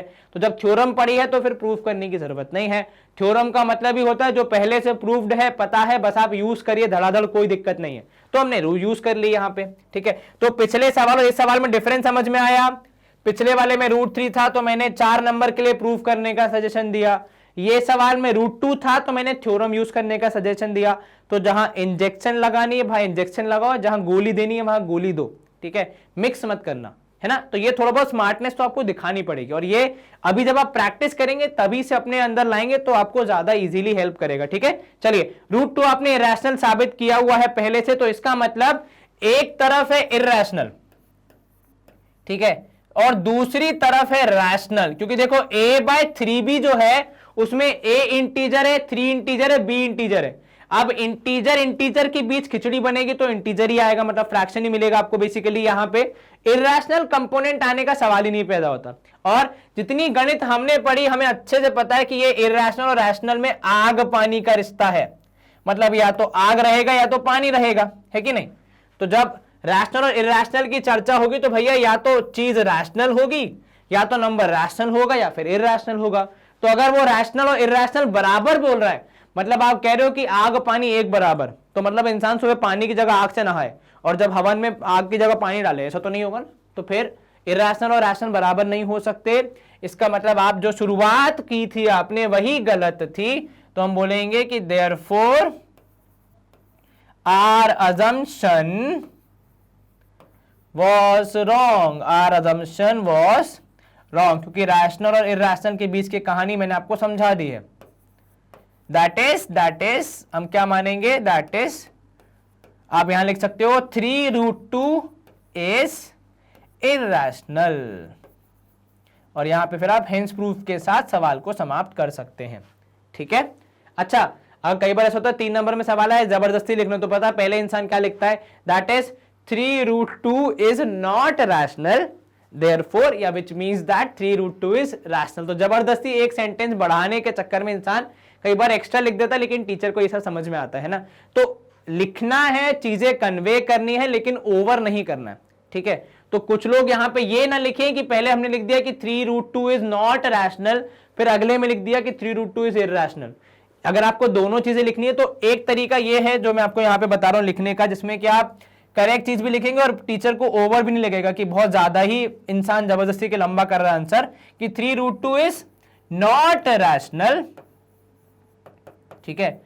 अब यहीं पे आप लिख दो कि दैट इज i.e. इरेशनल, ऐसे लिख दो, इतना फिर भी चलेगा। पर पहले सेंटेंस में लिखो 3√2 इज नॉट रैशनल, फिर सेंटेंस में लिखो 3√2 इज इरेशनल, तो वो थोड़ा सा टीचर को लगेगा कि जबरदस्ती एक सेंटेंस बढ़ाया है व्यक्ति ने, तो उतना न करें, ठीक है। ऐसी मेरी राय है, बाकी मर्जी आपकी है। चलिए सवाल हो गया समाप्त, आपने आसानी से एग्जाम्पल प्रूफ कर दिया 10वां। पहले हमने कुछ और किया, अभी कुछ और किया, तो दोनों में ध्यान रखना कहां क्या यूज किया है, कहां तलवार, कहां सुई, कहां तोप, कहां गोला, ठीक है। चलिए स्क्रीन क्लियर कर दी हमने, अब हम मूव करेंगे नेक्स्ट पार्ट की तरफ। अब यहां पे आ गई हमारे पास एक्सरसाइज 1.3, मतलब बेसिकली हमने एग्जाम्पल सारे खत्म कर लिए हैं। एक्सरसाइज का पहला क्वेश्चन है √2 √3 का बहुत दूर का नहीं, नजदीक का रिश्तेदार √5, इनको भी इरेशनल प्रूव होने का शौक है। तो भैया इनका शौक हम पूरा कर देते हैं, आप और हम मिलकर, कोई दिक्कत नहीं है। अच्छा खासा चल रहा था काम, लेकिन नहीं जबरदस्ती करना है। तो चलिए सबसे पहले क्या लिखोगे भैया, यूजिंग मेथड ऑफ कॉन्ट्राडिक्शन, हम यहां पे कॉन्ट्राडिक्शन मेथड का यूज करते हुए इस सवाल का उत्तर देने का प्रयास करेंगे। चलिए कॉन्ट्राडिक्शन का मेथड क्या कहता है कि उल्टा करना है, आपको इरेशनल प्रूफ करने को बोला है, आप पहले ही बोल दो, मतलब खुले में बोल दो कि भैया नहीं ये तो गलत है। मतलब सही क्या होगा, मतलब सही ये है कि भैया लेट √5 भी rational number B a rational number. भाई मानने की आजादी है तो मान लो कि भैया √5 रैशनल नंबर नहीं है, रैशनल नंबर है। इसका क्या तात्पर्य है कि सर √5 जो है उसको आप एक a बाय बी के रूप में एक्सप्रेस कर सकते हैं। मैंने नीचे 1 लिख दिया हमारी सहायता के लिए कि √5/1 would be equal to a by b, क्योंकि रैशनल नंबर है और रैशनल नंबर होने का मतलब है रैशनल नंबर की सारी कंडीशंस, आई रिपीट सारी की सारी कंडीशंस वो फुलफिल करेगा। कौन कौन सी? एक कि जनाब यहां पे जो b है, जो डिनोमिनेटर है वो 0 के बराबर नहीं होगा, ठीक है, p बाई क्यू फॉर्म में हम पहले लिख चुके हैं। और दूसरा a और b क्या होंगे? दोनों ही इंटीजर परिवार से आएंगे। तीसरा, दोनों के बीच में कोई भी कनेक्शन नहीं होगा, मतलब दोनों कोप्राइम होंगे, केवल एक कनेक्शन जो कि है 1। यदि कोई नंबर ये सारी कंडीशन p बाई क्यू का form b not equal to 0, integer होना और कोप्राइम होना, ये सारी कंडीशन पूरी करता है, तभी उसे रैशनल नंबर होने का सौभाग्य मिलता है, तभी उसे रैशनल नंबर होने का बैज मिलता है कि भैया आप रैशनल नंबर हो, खुश हो जाओ। ठीक है, तो चलिए अब इसकी थोड़ी बहुत परीक्षा तो लेंगे भाई। अब बन गया है रैशनल नंबर, थोड़ी बहुत मस्ती तो करनी चाहिए कि भैया आप नए नए बने हो, चलो दिखाओ आपके पास क्या जौहर है। तो हमने कर दिया कि भैया अब रैशनल नंबर बन गए हैं तो रूट वूट से पाला छुड़ाओ, क्योंकि रूट जब भी होता है तो मन में एक बात आती है कि शायद इर्रेशनल होगा। तो वो जो इर्रेशनल होने का जो पहले से था इसके पास, जो इसका पास्ट था, उसे हम थोड़ा सा हटाना चाह रहे हैं। तो हम क्या करेंगे, हम यहां पे लिखेंगे कि भैया स्क्वायरिंग बोथ साइड्स दोनों साइड्स का स्क्वायर करते हुए हम कह रहे हैं कि √5 का स्क्वायर मतलब 5, 1 का स्क्वायर मतलब 1, a का स्क्वायर मतलब a स्क्वायर, b का स्क्वायर मतलब b स्क्वायर। इसको अगर हम सॉल्व करें, क्रॉस मल्टीप्लाई करें, तो आपको यहां पे मिलेगा 5b square is equal to 5 का यहां पे ये हो गया 5b square is equal to a square. मतलब आप लिख सकते हैं यहां पे कि a स्क्वायर को जब आप 5 से डिवाइड करेंगे तो आपको मिलेगा b स्क्वायर। फिर से मुझे रिजल्ट में इंटरेस्ट नहीं है, मुझे हमेशा से इंटरेस्ट किस में रहेगा कि आपने वो रिजल्ट अचीव कैसे किया, आपने प्रोसेस क्या अप्लाई किया। तो प्रोसेस देखो यहां पे ये अप्लाई हुआ है जनाब कि a स्क्वायर बाय 5 को आपने जब डिवाइड किया तो आपको रिजल्ट मिला b स्क्वायर। मतलब 5 जो है उसने बड़ी ही आसानी से a स्क्वायर को डिवाइड कर दिया, तो 5 डिवाइड्स a स्क्वायर। अर्थात एक थ्योरम है जो हमें इसी में आगे बढ़ाती है कि जो 5 होगा वो a को भी डिवाइड करेगा। 5 डिवाइड्स a। कौन सी थ्योरम है ये? तो यहां पे आप लिख सकते हैं कि this is because of theorem 1.3। या तो थ्योरम संख्या याद होनी चाहिए या फिर थ्योरम का स्टेटमेंट मैं पहले ही आपको बता चुका हूं, और अगर आप संख्या लिख रहे हैं तो संख्या सही लिखना बहुत जरूरी है। चलिए, थ्योरम 1.3 क्या कहते हैं कि भैया 5 डिवाइड्स a। अब यहां पे अगर 5 a को डिवाइड कर रहा है तो इसका मैथमेटिकल मतलब हुआ कि 5 a को डिवाइड कर रहा है, तो डिवाइड कर रहा है मतलब डिवाइड करने पे कुछ आंसर आएगा, that is a divide by 5 is equal to c। अब जब आपने पहले स्क्वायरिंग कर दी थी a स्क्वायर b स्क्वायर की, तो यहां पे c जोर जोर से चिल्ला के बोलेगा कि मुझे भी तो स्क्वायर करो, सबका तो कर दिया, मुझे क्यों छोड़ दिया। तो यहां पे c का भी स्क्वायर किया जाएगा। अब जब c का स्क्वायर करने का प्रयास करेंगे तो भाई a स्क्वायर का भी स्क्वायर हो जाएगा, ठीक है। तो a square by 25 is equal to c square हो जाएगा, सबका स्क्वायर होगा तो a का स्क्वायर a स्क्वायर, 5 का स्क्वायर 25, c का स्क्वायर c स्क्वायर, ठीक है। अब यहां पे क्या लिख दोगे, रीजन आपको लिखना था जो मैं लिखना भूल गया, तो पहले वो लिख देते हैं कि स्क्वायरिंग बोथ साइड्स, ठीक है।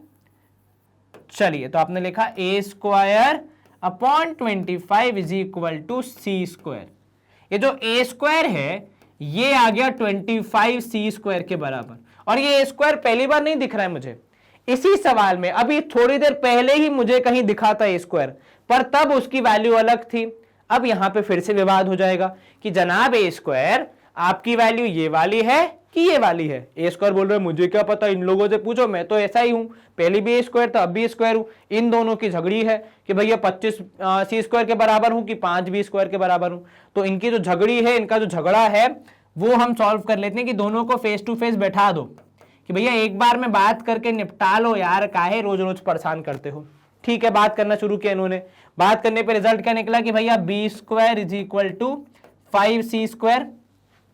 5 25 कैंसिल हो गए। कहने का तात्पर्य गणित के हिसाब से अगर मैं इसको थोड़ा और सिंप्लीफाई करूं, आगे लेके जाऊं, तो देखो ये क्या कह रहा है कि जनाब आपने यहां पे लिखा, उसका एक मीनिंग ये भी होता है कि b square by 5 would be equal to C square. मतलब रिजल्ट से मतलब नहीं, प्रोसेस से मतलब है कि मतलब बी स्क्वायर को 5 डिवाइड कर रहा है, ठीक है, तभी तो सी स्क्वायर के रूप में आंसर आ रहा है। मतलब 5 divides whom, 5 divides b also. अब जब 5 डिवाइड्स बी, इसका मतलब क्या है कि भैया आपने ऊपर एक बार पहले ही बता दिया कि 5 डिवाइड्स ए, तो अब यहां पे क्या लिखोगे, now 5 divides both a and b, ठीक है, 5 divides both a and b. और ये सुनते ही हमारे पास थोड़ा सा हमें झटका लगेगा, क्योंकि हमने पहले ही मान लिया था कि ए और बी को प्राइम है, मतलब उनके बीच में कोई भी कॉमन फैक्टर नहीं है। अरे जब कॉमन फैक्टर है ही नहीं तो दोनों को कैसे डिवाइड कर रहा है भैया? कॉमन फैक्टर होगा तभी तो डिवीजन पॉसिबल होगा दोनों का। अगर एक का फैक्टर होता तो मतलब फिर किसी एक को डिवाइड करता, पर दोनों को डिवाइड कर रहा है मतलब दोनों को कॉमन फैक्टर है, मतलब ए और बी को प्राइम नहीं है। Therefore a and b are not, को जरा कैपिटल में लिख देते हैं हम कि नॉट को प्राइम, ए और बी आर नॉट को प्राइम, ठीक है। और इसका क्या तात्पर्य है कि हमने जो कहानी शुरू की थी उसमें कुछ गड़बड़ घोटाला है। तो जब ए और बी को प्राइम नहीं है मतलब वो रैशनल नंबर होने की चारों में से एक कंडीशन पूरी नहीं कर पा रहे हैं। और रैशनल नंबर होने का नियम ही यही है कि भैया चारों कंडीशन फुलफिल होंगी, सारे काम सही होंगे तभी आपको बैच मिलेगा। एक भी गलती आपने कर दी तो आपका बैच गया, ठीक है।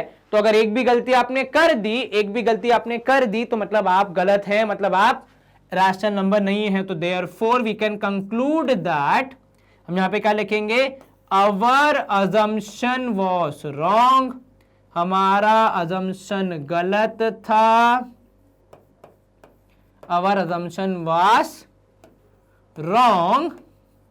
और क्या होगा, और होगा ये कि भैया जो ये हमारा √5 है वो वापस इर्रेशनल हो जाएगा। ये हमारा यहां पे पहला सवाल समाप्त। हमने प्रूफ कर दिया कि √5 इर्रेशनल है।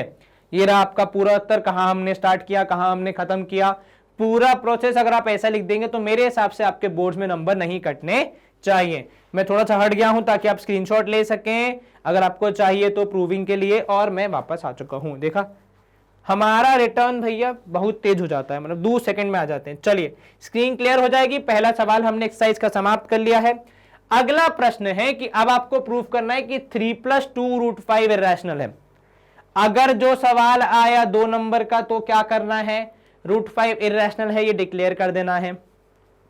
अगर जो 4 नंबर का आ गया तो √5 को इर्रेशनल पहले साबित करना है। क्लियर है? अब क्योंकि मैंने पिछले ही सवाल में √5 को इर्रेशनल साबित किया है, दोबारा तो मैं नहीं कर रहा है ना। तो हम यहां पे क्या करेंगे, यहां पे हम शुरू करेंगे सवाल को यूजिंग कौन सा मेथड, जी हां बिल्कुल मेथड ऑफ कॉन्ट्राडिक्शन, या फिर कुछ लोग इसको केवल कॉन्ट्राडिक्शन मेथड भी बोलते हैं। तो आपकी मर्जी, आप जैसे बोलना चाहे बोल सकते हैं। यूजिंग मेथड ऑफ, वैसे मैं लिखता भी नहीं हूं पूरा, बोलना तो बहुत दूर की बात है, कॉन्ट्राडिक्शन, डॉट लगा दिया आधा लिख के। चलिए क्या हम रिज्यूम करेंगे कि लेट जो ये संख्या है 3 + 2 √5 बी अ रैशनल नंबर, ये हम लिख देते हैं, ठीक है। Let 3 + 2 √5 be a rational number. इसका मतलब मैथमेटिकली क्या होगा कि 3 + 2 √5 को जब आप थोड़ा लिखेंगे तो वो p/q के फॉर्म में एक्सप्रेस हो सकता है, क्योंकि रैशनल नंबर है भैया, तो रैशनल नंबर होने की सारी कंडीशन जनाब पूरी करेंगे, ठीक है। तो ये हो गया a/b के फॉर्म में। अब कंडीशंस क्या क्या होंगी, वेयर सबसे पहले तो b is not equal to 0, उसके बाद a और b क्या है, इंटीजर्स हैं, उसके बाद a और b क्या है, तो कोप्राइम है भैया। ये सारी कंडीशंस आप फुलफिल कर रहे हैं क्योंकि आपने खुद को रैशनल नंबर बोल दिया है, ठीक है। चलिए अब इसको सॉल्व करते हैं। ये 1 वहां जाएगा तो आपको मिलेगा 3 + 2 √5 = a/b। अब देखो रूट जब भी आता है तो जैसा मैंने हर बार कहा है कि थोड़ा इरेशनल वाला भाव आ जाता है ना। तो जब इरेशनल वाला फील आ रहा है आपको तो एक काम करो और कोशिश करो कि रूट गायब हो जाए।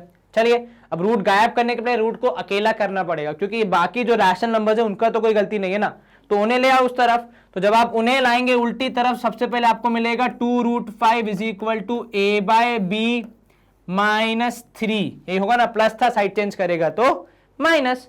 अब आप इसको सॉल्व करेंगे थोड़ा सा तो आपको मिलेगा 2√5 is equal to a-3b whole upon b। इसे कहते हैं अंग्रेजी में क्या, एलसीएम लेके फ्रैक्शन को सॉल्व करना, या पहले ही कर चुके हैं तो तब जीवन में सीख चुके हैं, कुछ नया नहीं है। चलिए, अब क्या होगा, ये जो 2 बचा है इसको भी इस तरफ भेज दो, तो आपको क्या देखने को मिलेगा कि √5 is equal to a-3b upon 2b। अब यहां देखना इंपॉर्टेंट पड़ाव आ गया कि भैया वी नो दैट, 2 नंबर का सवाल है तो केवल इतना लिखेंगे, वी नो दैट क्या है, √5 इज इर्रेशनल। √5 मैं अभी शॉर्ट में लिख रहा हूं IR, वैसे आप पूरा लिखेंगे हमेशा इर्रेशनल, ठीक है। We know that √5 is irrational, मतलब इसका एक पक्ष है इर्रेशनल, ठीक है, परंतु जब हम दूसरे पक्ष की बात करेंगे तो a और b तो इंटीजर्स हैं और 3 और 2 भी इंटीजर्स हैं, तो इंटीजर और इंटीजर के बीच में जब पूरा मसला निपटेगा तो जो भी फ्रैक्शन आएगा वो रैशनल नंबर ही आएगा, क्योंकि न्यूमरेटर भी इंटीजर आएगा और डिनोमिनेटर भी इंटीजर आएगा। तो मतलब ये जो a-3b अपॉन 2b है ये तो रैशनल होगा, और जितना गणित हमने पढ़ा है कभी भी इर्रेशनल और रैशनल, आग और पानी साथ में नहीं हो सकते, दोनों में से एक ही बचेगा। तो इर्रेशनल और रैशनल कभी भी बराबर नहीं हो सकते, क्योंकि वो हेड और टेल की तरह, या तो एक तरफ गिरेगा या दूसरी तरफ गिरेगा, बीच का मामला नहीं हो सकता। जब तक कि आप कोई बॉलीवुड की पिक्चर ना देख रहे हो जिसमें सिक्का जमीन पे खड़ा हो जाता है, तो वो तो बॉलीवुड में इमेजिनेशन हो गया, वो यहां पे नहीं काउंट होगा, ठीक है। तो इर्रेशनल और रैशनल बराबर नहीं हो सकते, मतलब ऊपर कुछ गड़बड़ है, ऊपर कुछ गड़बड़ है, मतलब ये जहां से आया है वहां कुछ गड़बड़ है। ये जनाब तो यहां से आए थे, कहां से, ये स्टेटमेंट से कि भैया आप रैशनल नंबर बोल रहे हैं इन्हें, अगर आप इन्हें रैशनल नंबर नहीं बोलते तो फिर ये गड़बड़ होती ही नहीं। तो आप यहां पे क्या बोलोगे कि are assumption was wrong, very good, was wrong, ठीक है, our assumption was wrong। हम क्या बोलेंगे यहां पे कि जो ये रूट, ये हमारा जो हिस्सा है, that is therefore 3 + 2√5 is an irrational number। मैं शॉर्ट में लिख रहा हूं IR नंबर, ठीक है, इज एन इर्रेशनल नंबर, क्योंकि हमने अपने अजम्पशन को गलत साबित कर दिया। केवल एक गलती हुई हमसे कि इर्रेशनल और रैशनल बराबर हो गए हमारे में, लेकिन ये बहुत बड़ी गलती है, मतलब ये कॉन्सेप्चुअली ही रॉन्ग है। तो इसलिए हमने क्या किया, हमने अपनी गलती स्वीकार की कि हमारा अजम्पशन गलत था और ये नंबर रैशनल नहीं हो सकता, ये इर्रेशनल ही रहेगा। तो इसको जो प्रमोशन मिला था वो कैंसिल हो गया, वापस जहां से शुरू किया था बेचारे ने वही वापस पहुंच गया कि भैया इर्रेशनल ही हो, आप वहीं रहोगे, ठीक है।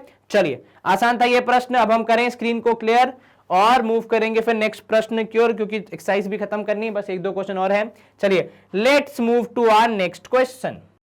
अब थर्ड क्वेश्चन है हमारा यहाँ पे कि आपको प्रूव करना है कि ये तीनों जो आपके अलग अलग एक्सप्रेशन हैं, वैल्यूज हैं, वो तीनों ही इर्रेशनल है। तो आपको भी क्या करना है, वही मेहनत करनी है जो आप पिछले कुछ समय से करते आ रहे हैं, इर्रेशनल प्रूफ करने की। फिर से आपको याद दिला दूं, नंबर पे डिपेंड करेगा कितना सॉल्व करना है और क्या सॉल्व करना है, ठीक है।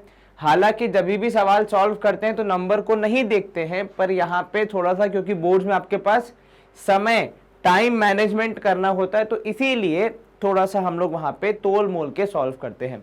सबसे पहला है 1/√2, जिसको आपको इर्रेशनल प्रूफ करना है। तो 3 पार्ट है, एक एक करके अप्रोच करेंगे। चलिए, पहला वाला पार्ट देख लेते हैं। We have to prove that 1/√2 is irrational. क्या करेंगे सर, सबसे पहले हम ये बताएंगे सामने वाले को कि हम मेथड ऑफ कॉन्ट्राडिक्शन यूज कर रहे हैं, ठीक है, और ये बताना जरूरी है ताकि सामने वाले को पहले ही स्टेप में पता चल जाए कि आपको चीज आती है ना।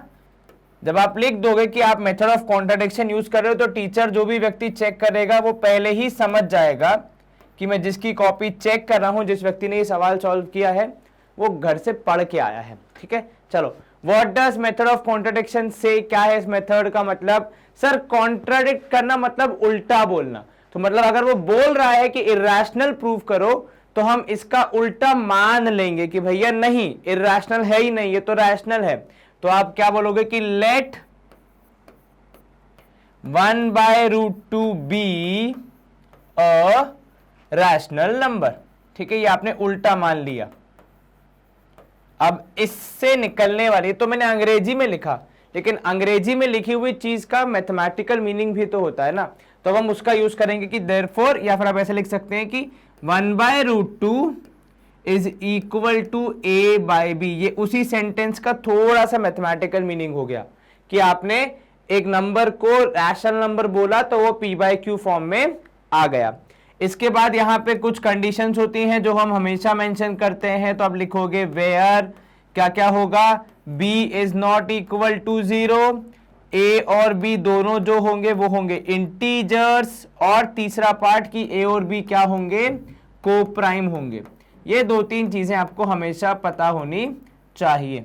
चलिए, अब अगर ऐसा है तो आपको क्या प्रूफ करना है कि ये जो संख्या है ये इर्रेशनल है। आप रैशनल बोल चुके हैं, तो आपको इसको साबित करना है, तो हम इसको आगे बढ़ाएंगे। अगर हम गलत होंगे तो कहीं ना कहीं हमें अंत में ये पता चली जाएगा कि ये हमारा जो अजम्पशन था वो गलत है। ठीक है, अब अगर इसको मैं देखूं तो अक्सर जो रूट होता है उसको हम क्या मानते हैं कि सर रूट जो है वो इर्रेशनल होने की निशानी होती है, और जब हम रैशनल बोल चुके हैं तो फिर इर्रेशनल की निशानी लेके क्यों घूमे। बात सही है कि नहीं है, जो मैं हर बार अभी पिछले कुछ देर से बोलते आ रहा हूं कि इर्रेशनल की निशानी होता है रूट, तो हमें ये निशानी नहीं चाहिए। तो हम प्रयास करेंगे कि ये निशानी वाला पार्ट हट जाए। उसके लिए आप क्या करोगे, सबसे पहले सर अगर क्रॉस मल्टीप्लाई करें तो 1 इंटू बी मतलब b, और इधर हो जाएगा a√2, और सॉल्व करेंगे तो b/a इज इक्वल टू √2। अब यहां पे थोड़ा सा आपको क्या कहते हैं, हम अगर इंग्लिश में कहें तो सेल्फ एनालिसिस करने की जरूरत है कि एक तरफ आपके पास है b/a, ठीक है, which is a rational number. Sir आपको कैसे पता, क्योंकि देखो a/b जो है वो रैशनल नंबर था, उसका उल्टा कर दोगे तो भी रैशनल ही रहेगा, तो रेसिप्रोकल भी रैशनल ही रहेगा, वो इर्रेशनल नहीं बन जाएगा। तो एक तरफ आपके पास रैशनल नंबर है, जबकि दूसरी तरफ √2 है which is an irrational number. और ये कहां पे मालूम चलता है आपको, तो ये आपकी जो पाठ्य पुस्तक है NCERT, जो आपकी किताब है उसमें मेंशन्ड है, उसमें हमने थ्योरम प्रूफ की है कि √2 इर्रेशनल है।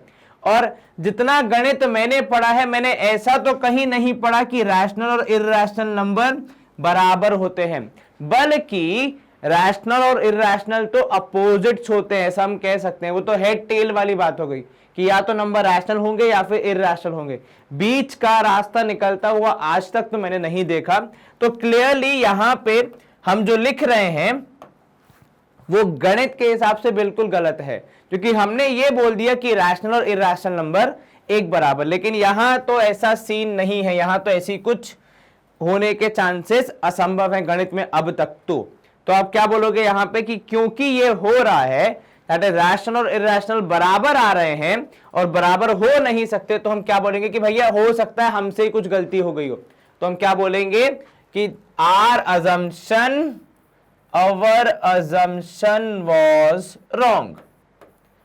ठीक है, हम अपनी गलती मानते हुए बोलेंगे कि हमारा assumption was गलत, क्योंकि रैशनल और इर्रेशनल नंबर एक बराबर नहीं हो सकते। इसका क्या तात्पर्य है कि हमने जो माना था कि 1/√2 रैशनल है वो तो गलत है, तो जब रैशनल नहीं होगा तो क्या ऑप्शन बचता है फिर इर्रेशनल होने का। तो आप क्या लिखोगे, therefore 1/√2 is an irrational number। ठीक है, मैं थोड़ा शॉर्ट में लिख रहा हूं, इरा नंबर लिख दिया मैंने, इर्रेशनल को इर और रैशनल का र लिख दिया, तो इरा नंबर हो गया वो। ठीक है, कुछ अलग नई प्रजाति नहीं निकाली हमने, जो थे उसी को शॉर्ट फॉर्म में लिखा, वैसे ही बहुत है। यहां पे आप चाहे तो लिख सकते हैं कि थ्योरम 1.4 के हिसाब से √2 क्या होता है, √2 होता है इर्रेशनल नंबर। ठीक है, आपने ये प्रूफ किया है थ्योरम, याद होगा, मैंने भी इसी सफेद पर जो ये हमारी स्लाइड थी उसी पे लिखा था, पूरा प्रूफ किया था। ठीक है, चलिए, तो ये हमने साबित कर दिया सबसे पहले पार्ट में कि भैया √2 एक इर्रेशनल नंबर, 1/√2 एक इर्रेशनल नंबर है।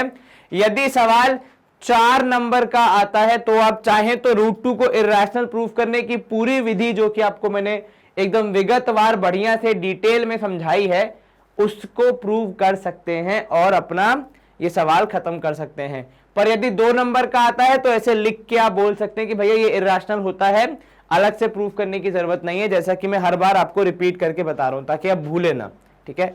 क्योंकि मुझे पता है मासूम बच्चे हो तुम लोग, इतनी चीजें याद रखने को रहती हैं, ये चीज कहां याद रखोगे, भूल जाओगे ना।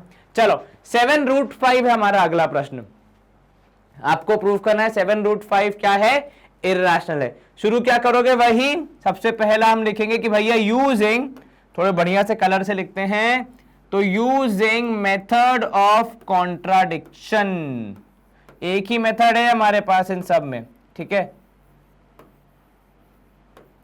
तो मैंने कॉन्ट्राडिक्शन का शॉर्ट में कॉन्ट्रा लिखा है ना। चलो अब क्या मानोगे कि सर आपने मान लिया कि let 7√5 be a rational number, ठीक है। ये आपने फिर से डिक्लेयर कर दिया अपने ही मन से। और ये कॉन्ट्रडिक्शन कैसे हुआ, क्योंकि आपको प्रूफ करना है इर्रेशनल और आप स्टार्ट कर रहे हो रैशनल बोलने से, मतलब आप सेंटेंस का एग्जैक्टली अपोजिट कर रहे हो। इंग्लिश में वही तो वर्ड है, कॉन्ट्राडिक्ट करना। तो इसके हिसाब से क्या हो जाएगा, तो आप लिखोगे now 7√5 would be equal to a by b. ये तो पक्की बात है, क्यों सर, क्योंकि सर आपने ही कहा रैशनल है, और रैशनल है तो मतलब p बाई क्यू फॉर्म में आ सकता है। यहां पे हम a बाई बी यूज कर रहे हैं, बात बराबर ही है। जहां पे क्या कंडीशन है कि सर या तो b 0 के बराबर नहीं हो सकता, a और b को सदैव ही इंटीजर फैमिली से आना पड़ेगा, और a, b को हमेशा को प्राइम होना पड़ेगा, ठीक है।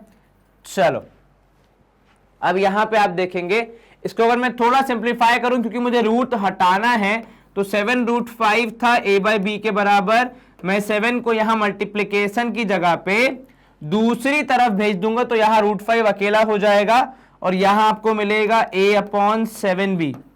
बेसिक सिंपल गणित, मल्टीप्लीकेशन में था, साइड चेंज करेगा तो डिवीजन।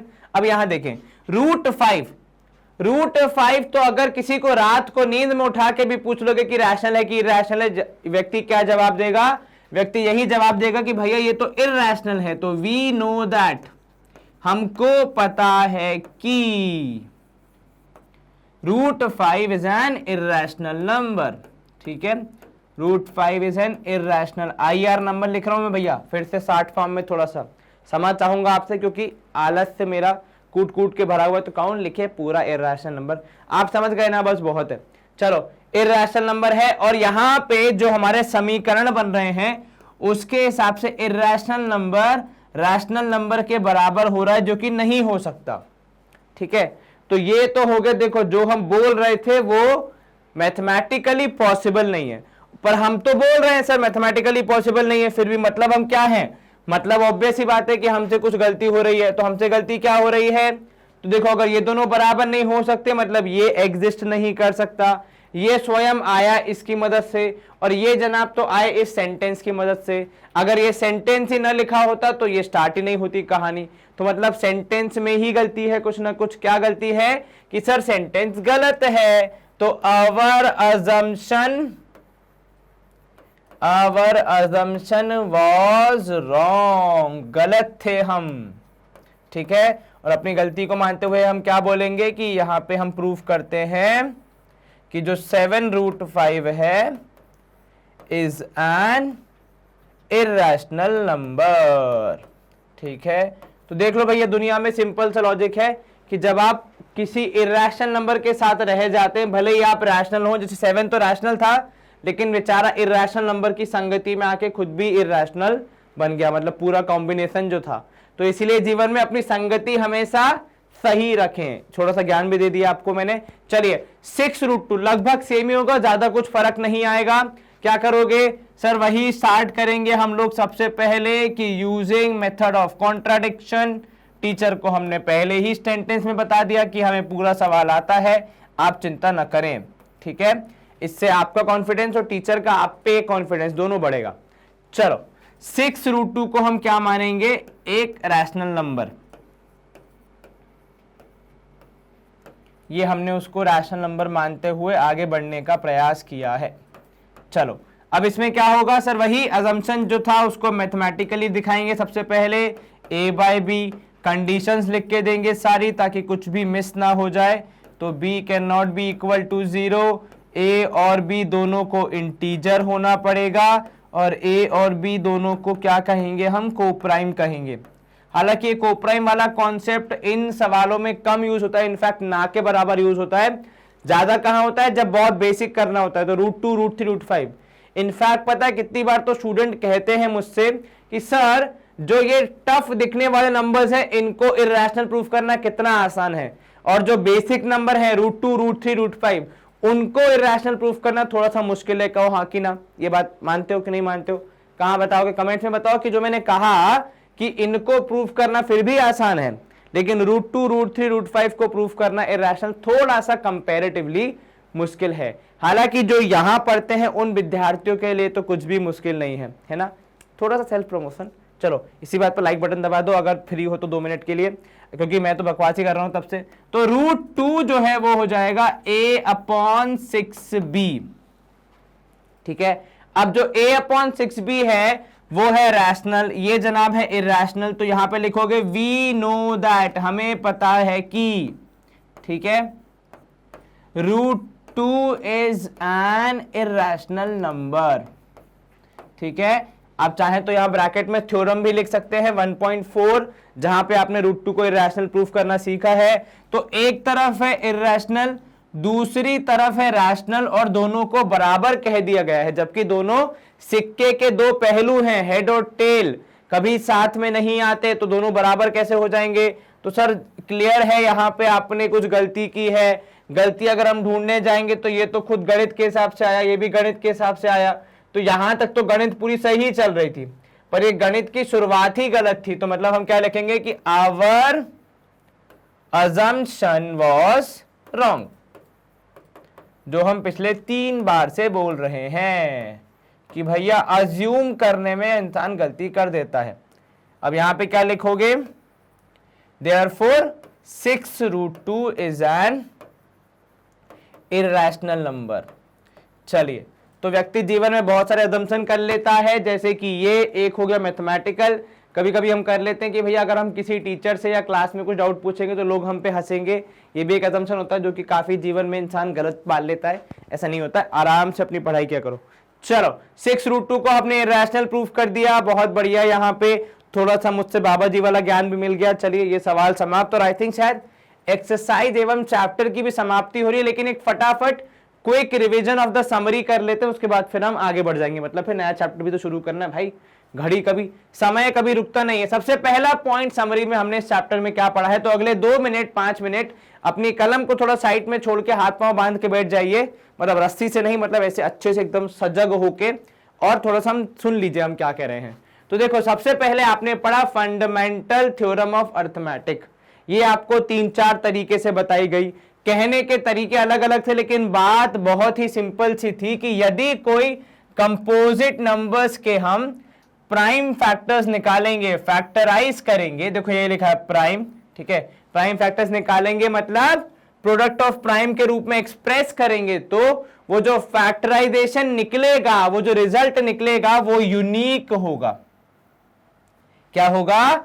यूनिक होगा, अपार्ट फ्रॉम द ऑर्डर, बशर्ते आप ऑर्डर के बेसिस पे ना बोलें कि सर मेरे वाले में 2 पहले आया, आपके वाले में 3 पहले आया।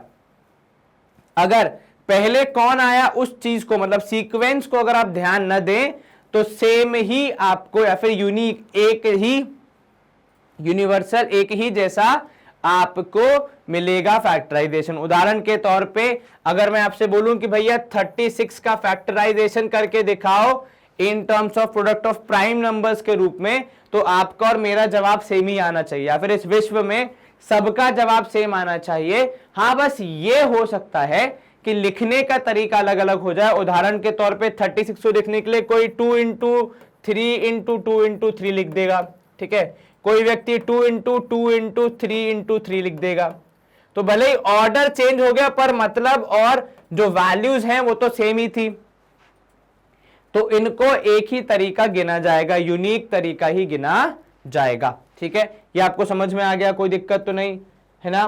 क्या था पहला पॉइंट कि भाई थ्योरम ऑफ अर्थमेटिक कहती है, फंडामेंटल थ्योरम, कि जब भी किसी नंबर के प्राइम फैक्टर्स निकालोगे तो जो प्राइम फैक्टर्स का मल्टीप्लीकेशन होगा, वो जो प्रोडक्ट होगा वो यूनिक होगा, बशर्ते आप ऑर्डर चेंज करके ना बोल दें कि हमने कुछ नया फाइंड कर लिया, ठीक है, वो नहीं चलेगा।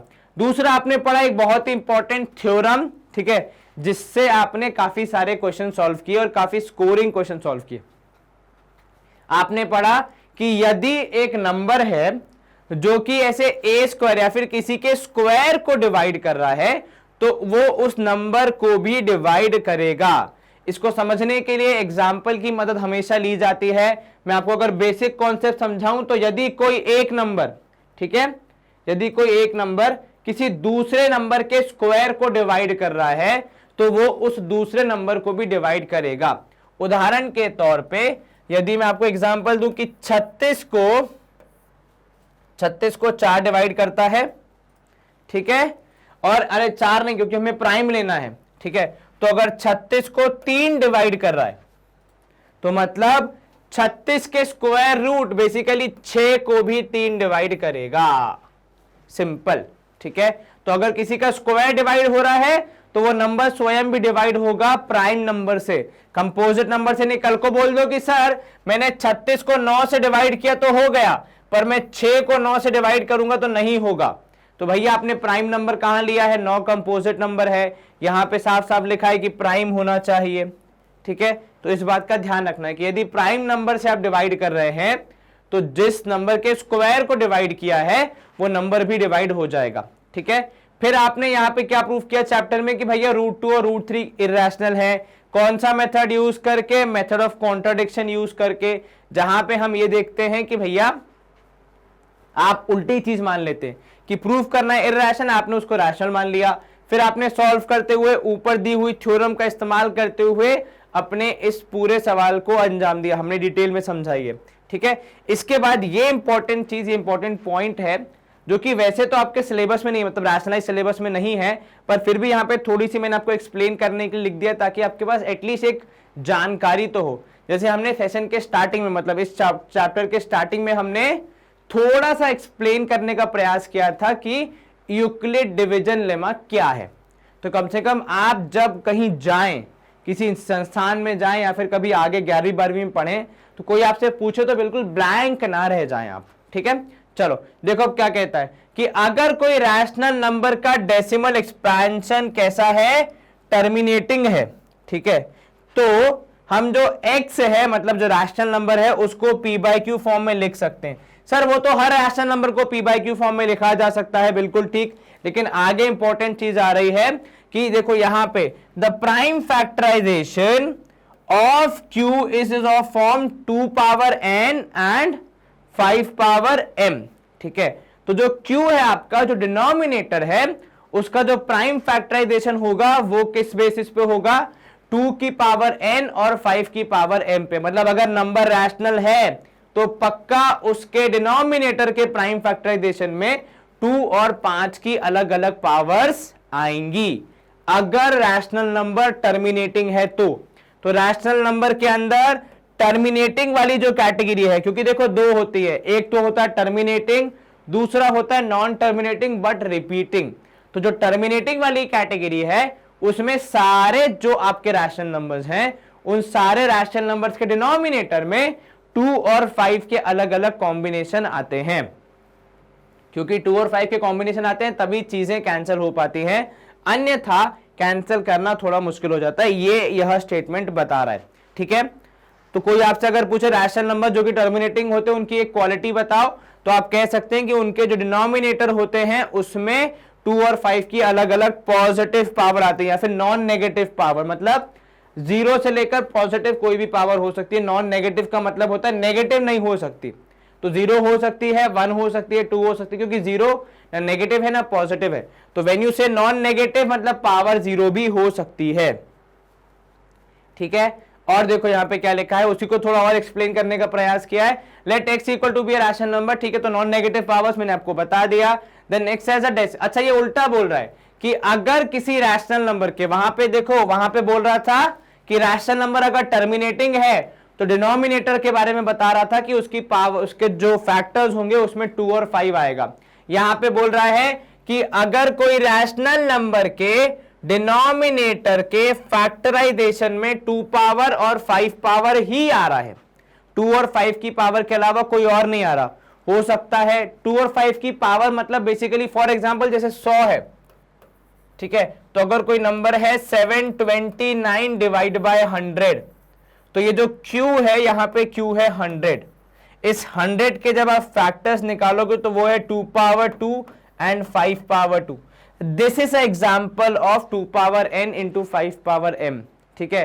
मान लो अगर आपको नहीं ऐसा नहीं चाहिए, आपको यहाँ पे नीचे 500 चाहिए, कोई दिक्कत नहीं है, 500 भी आने दो। उस केस में आपके यहाँ पे फैक्टर्स हो जाएंगे 2 पावर 2 और 5 पावर 3। ये एग्जाम्पल मैंने एक आपको दिया, ठीक है, कि इस 500 के फैक्टर्स क्या होंगे, तो ये हो गया Q का फैक्टराइजेशन, ठीक है। तो वही बोल रहा है कि अगर 2 और 5 के ही फैक्टर्स आ रहे हैं तो पक्का उसका डेसिमल एक्सपेंशन कैसा होगा, टर्मिनेटिंग होगा। Let x equal to p comma y be rational number, ठीक है, सच दैट कि q is not a form. अगर इसके अलावा कुछ होता है, अगर इसके अलावा कुछ होता है तो वहां पे आपका कैसा होगा, नॉन टर्मिनेटिंग बट रिपीटिंग होगा, ठीक है। अगर किसी रैशनल नंबर के डिनोमिनेटर में 2 के फैक्टर्स और 5 के फैक्टर्स के अलावा, मतलब 2 की पावर और 5 के पावर के अलावा अगर कोई और नंबर आ जाता है, 3 आ जाता है, 7 आ जाता है, 6 आ जाता है, कुछ भी आ जाता है, तो वो कैसा होगा, नॉन टर्मिनेटिंग बट रिपीटिंग होगा, ठीक है। ये थोड़ी आपको एक्स्ट्रा इंफॉर्मेशन कभी काम आ जाएगी जीवन में, ठीक है। हालांकि आपके एग्जाम में, बोर्ड के सिलेबस में इससे संबंधित कोई भी सवाल नहीं आएगा, क्योंकि सीबीएसई ने वो रैशनलाइज कर दिया है, मैंने आपको पहले ही बता दिया था। लेकिन कवर अप करना थोड़ा जरूरी है ताकि आपको चीजें एटलीस्ट पता होंगी किताब में है क्या क्या। And with this we are moving towards the end of our session. इस सेशन में हमने क्या देखा, बेसिकली वो हमने पूरा चैप्टर समाप्त कर दिया, लेकिन उसके पहले चैप्टर समाप्त हो गए, लेकिन ये सारे चैप्टर्स आप एक्सेस कैसे कर सकते हैं, क्योंकि हमारे स्टूडेंट जो हैं वो कई बार ऐसी मतलब दिल में व्यथा लेके आते हैं एकदम दुखी होके कि सर हमें आपके लेक्चर्स नहीं मिल रहे, और टीचर दुखी हो जाता है ये सोच के कि यार ये लेक्चर तो बढ़िया बनाए थे, अपलोड भी हो गए थे, लेकिन स्टूडेंट्स को मिल क्यों नहीं रहे। तो वो बेसिकली थोड़ा कम्युनिकेशन गैप आ जाता है। तो उसको दूर करने के लिए, आपकी सहायता करने के लिए हमने हमारी ऐप डेवलप कर दी है और वेबसाइट भी डेवलप कर दी है, और बहुत टाइम हो गया, अब तो काफी लोग इसको काफी अच्छे से यूज भी कर रहे हैं। पर यदि आपको ये नहीं ज्ञात है तो आज आप देख लीजिए कि जो हमारी वेबसाइट है वो गूगल पे जाके आपको केवल वो 2-3 शब्द टाइप करने हैं, magnetbrains.com, डॉट को लगाना है, टाइप मत करना, ठीक है। वहां पे आप देखेंगे तो आपको फ्रंट पेज पे ही ऐसे अलग अलग हमने सेक्शन डिवाइड कर दिए। आपके काम का सेक्शन, आपको 10वीं पढ़नी है गणित की, तो देखिए यहाँ पे सीबीएसई K-12 इंग्लिश मीडियम, ठीक है। हालांकि अपना इंग्लिश में हाथ थोड़ा कमजोर है, लेकिन फिर भी इंग्लिश मीडियम में अपन को जगह मिल जाती है। तो इंग्लिश मीडियम का आप यहाँ पे जाएंगे तो कक्षा 10वीं का आपको सारा कंटेंट एक ही जगह पे मिल जाएगा।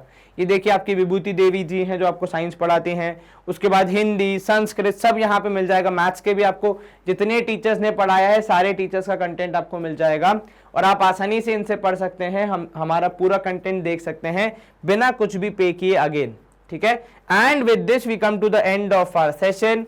इस सेशन में हमने क्या पढ़ा बेसिकली, तो सेशन में हमने हमारा जो पहला चैप्टर था उसका सेकंड पार्ट फिनिश किया, जहां पे हमने इरेशनल नंबर्स को इरेशनल होना प्रूव किया, ठीक है। एंड साथ में कुछ एक्स्ट्रा क्वेश्चंस भी किए, और चैप्टर की समरी को देखने के बाद चैप्टर का समापन कर दिया। उम्मीद करता हूं कि आपको चैप्टर समझ आया होगा। कहीं कुछ डाउट हो, कोई समस्या हो तो कमेंट्स में बताइए, हम उसको भी सॉल्व करने का प्रयास करेंगे। तो मैग्नेट ब्रेन्स का जो 100% फ्री कोर्स चलता है, जहां पे आपको किंडरगार्टन से लेकर 12th तक का सारा education absolutely free of cost provide कराया जाता है, उसमें आपने मेरे साथ मिलकर क्लास 10th की मैथ्स को पढ़ा।